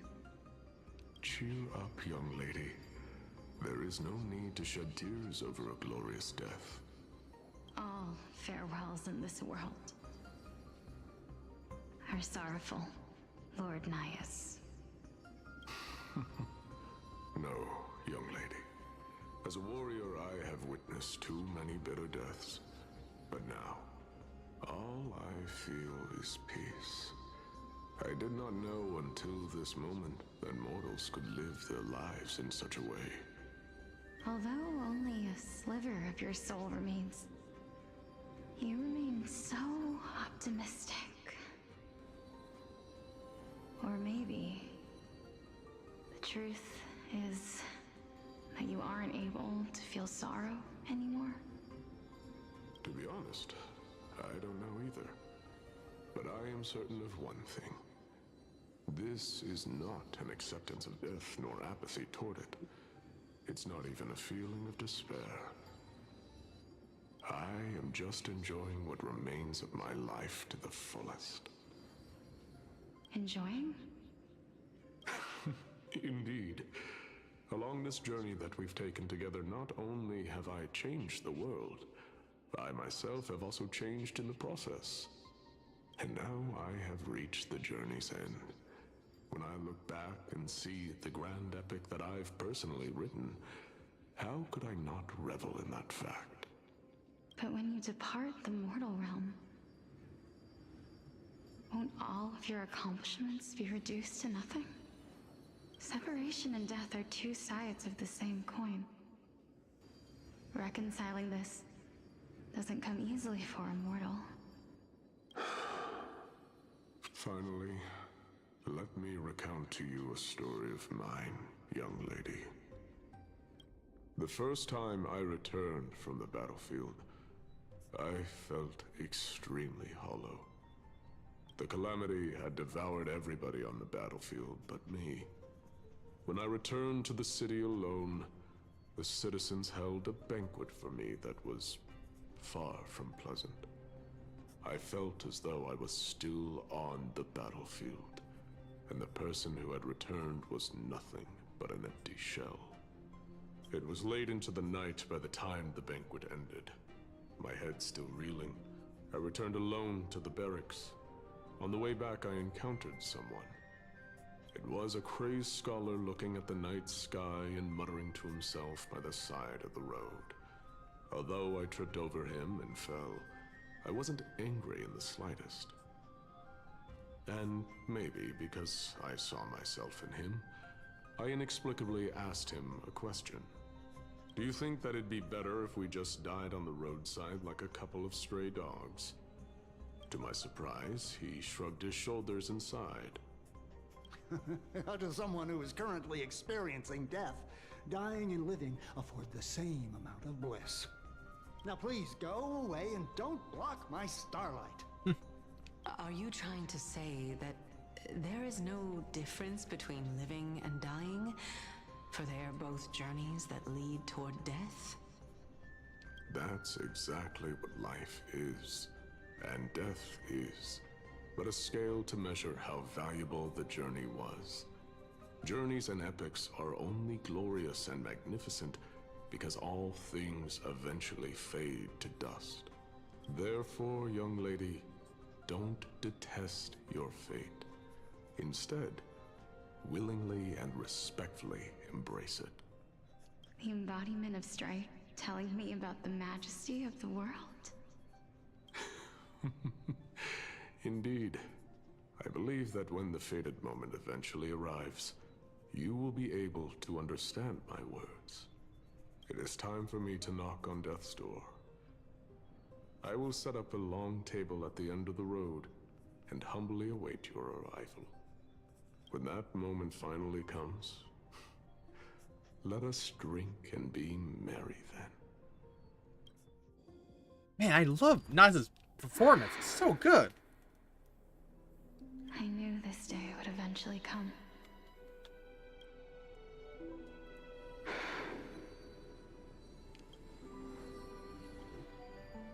Are the both of you ready? Mm-hmm. Polixia, I'm here. What? This... This is quite interesting indeed. Castros has been Thanatos the entire time. Is this... Polixia's sister? Is it... me? Now, it's time for us to fulfill our promises. Are you afraid?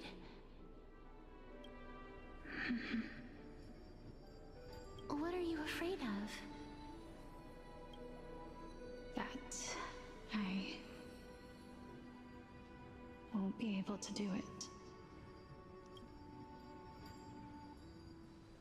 You shall wither, and through that, the dead will sprout again from the remains, and be reborn with the dead flame. As foretold in the prophecy, and according to our vows, once it all ends, we must face our fated moment head-on. Even if it was prophesized, do we have no say in the matter?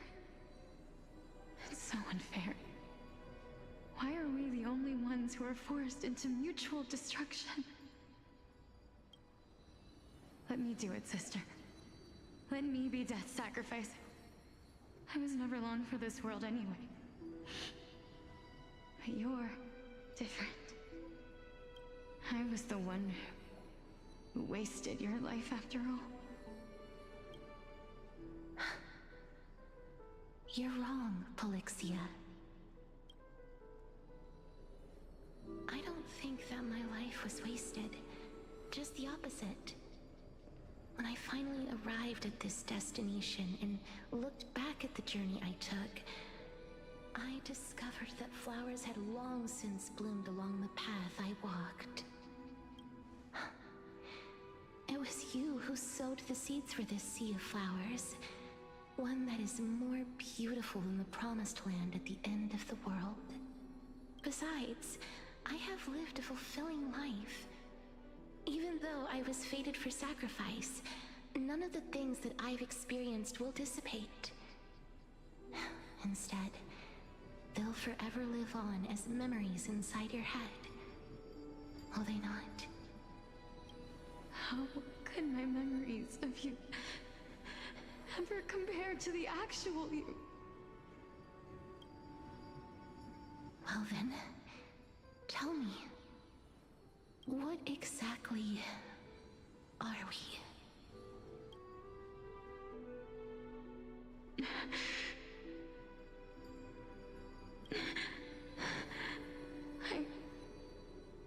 I don't know. I don't know either. But regardless of what the answer is, regardless of how we're shaped by others, or even by this world, ever since we were born, the fact that we existed was predestined, and nothing could erase it. This is why I will always, always be by your side. We're twins, after all.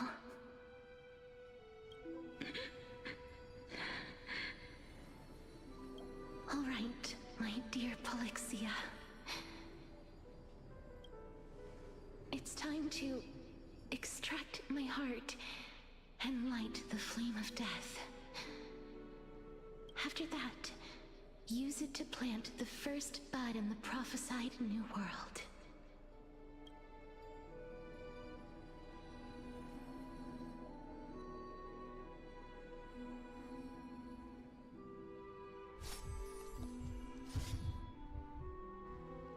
If I imparted my knowledge of the art of alchemy to you,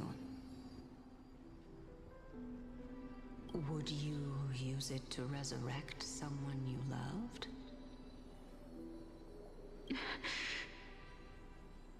Death is inevitable.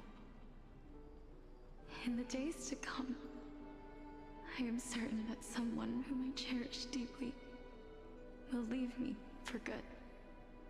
If such a mighty power really existed, I think I would use it without hesitation.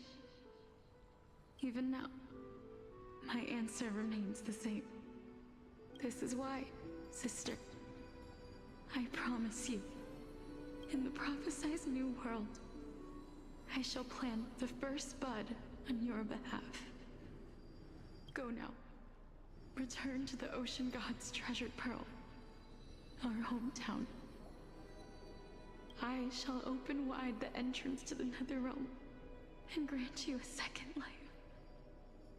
The living beings on this earth shall respond to my call and lead you to the sacred daylight. Remember, do not look back on the land of the dead, and do not stop moving. in the new world promised by the prophecy. March toward your new life. Ask for the price of our equivalent exchange. Let me be the one to pay it. Everybody, we've come to the end. Unfortunately, I am not compatible with the Supreme Being, so I was unable to completely fuse their soul into my own body. However, being able to glean all this from them is exciting enough. I'm certain of this now. Before the Titans that we are well acquainted with were born, a group of heroes roamed the land. These heroes followed a prophecy and took possession of divine authorities one by one, until they eventually became the pantheon of the new world. Just like the flame chase journey of today, Amphorius's history is cyclical in nature. Huh.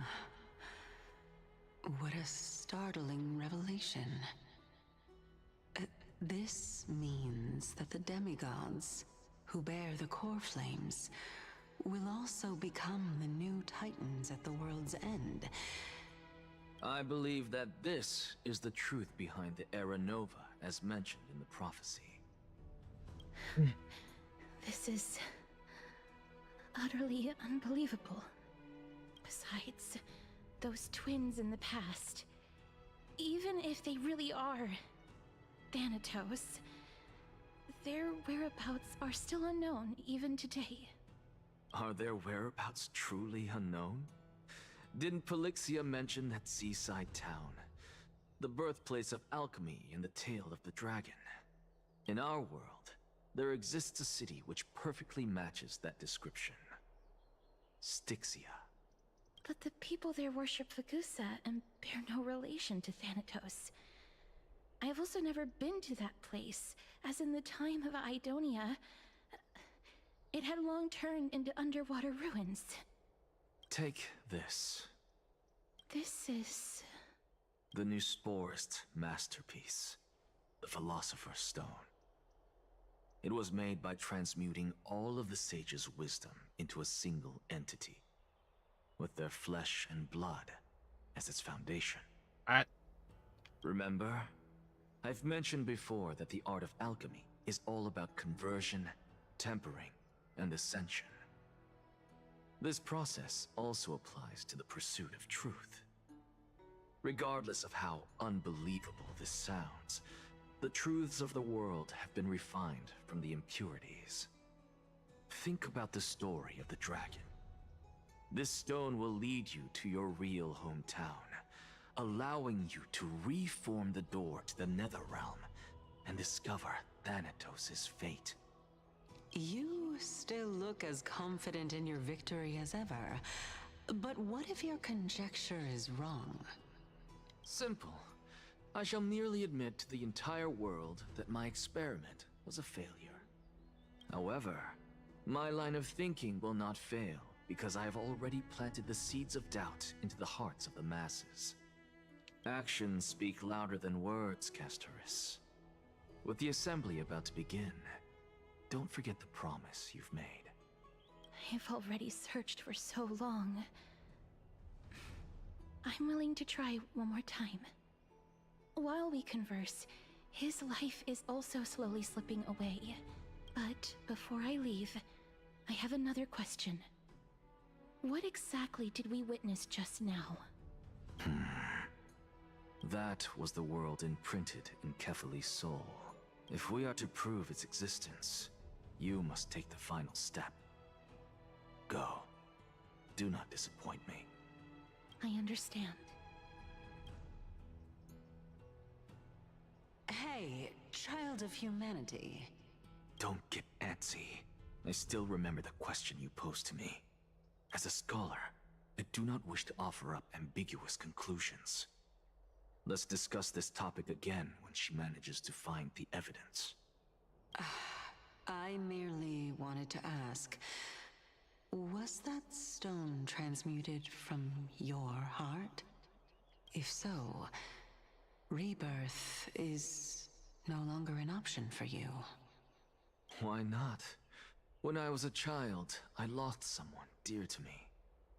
When I was a teenager, I lost my faith.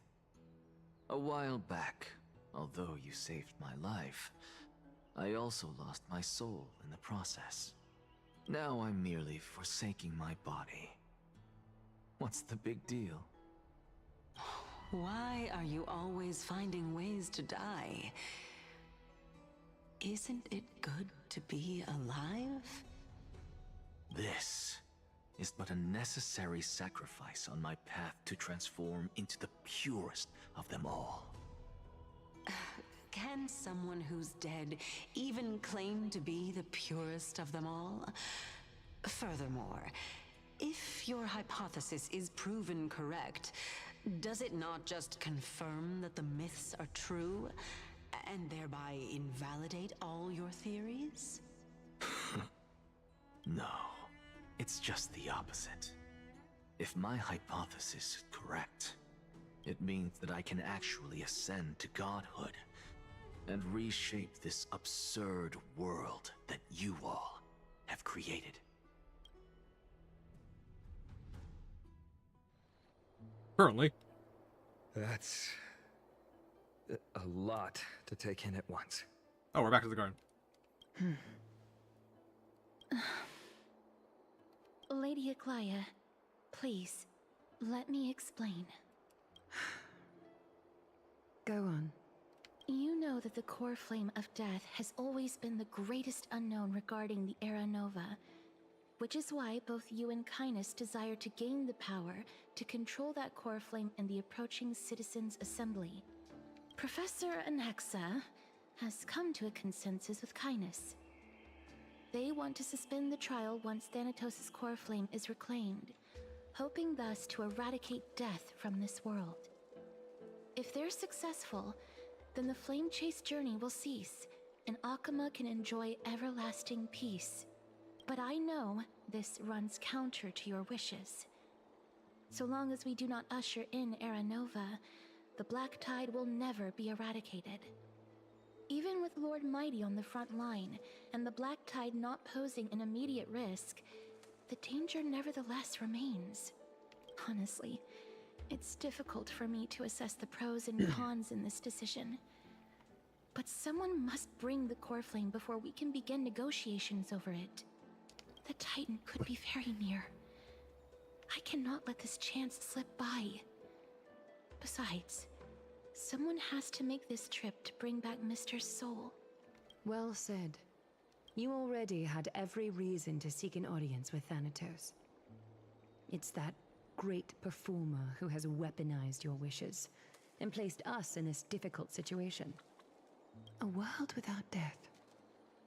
Do you desire that too? If fate dictates that my path must oppose yours, I will do all I can to resist it and protect what I aspire to achieve. Lord Mighty showed me that without taking the first step, all talk of what follows is moot.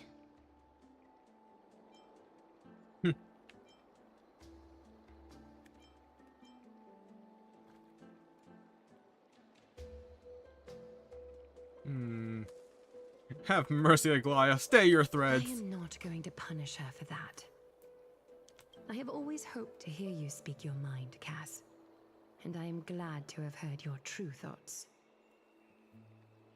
Styxia. I visited that place in the past. Though it is now an island surrounded by the river of Souls Torrents, it's not hard to see its former splendor. Go. I will not stand in your way. As for you, you are someone who has cheated death. I believe you have more than enough reason to make the trip with Casterus and meet the god of death himself. Casterus, I too look forward to your journey. I wonder what kinds of new interpretations your completed story will bring to the Flame Chase journey. Thank you, Lady Aglaia. I hate to put a damper on this heartwarming moment, but if Styxia is now an island surrounded by the river of Souls Torrents, then how do we find a way in? Lady Treby is probably... The answer is quite simple. In the Mids, Zagreus once made the domain of the dead their treasure vault. That is to say, they could enter and leave the Netherrealm as they pleased. And if they could do that, then it follows that the demigod who inherited their divinity must be capable of the same. I'll see you at Memorial Palace at Action Hour tomorrow. Cypher shall be your guide to finding that ancient city. Wait, she's in the city? The tumultuous day finally comes to an end. Everyone disperses, each lost in their own thoughts. Tumultuous. Dan Heng still in the back. The servant tells of the mystery within the myths, and a scholar seeks to answer a forbidden puzzle. The truth learned during your travels. Head to the book and write it down. Alright. I am going to call it a day there. Man, it's nice to get confirmation that everything's a cycle. The Titans don't remember their mortals, their mortality. And the twist that Castris might be older than we thought.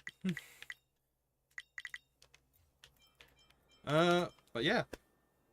Until next time, thank you everyone who joined me today, and I'll see you all next time. Bye-bye!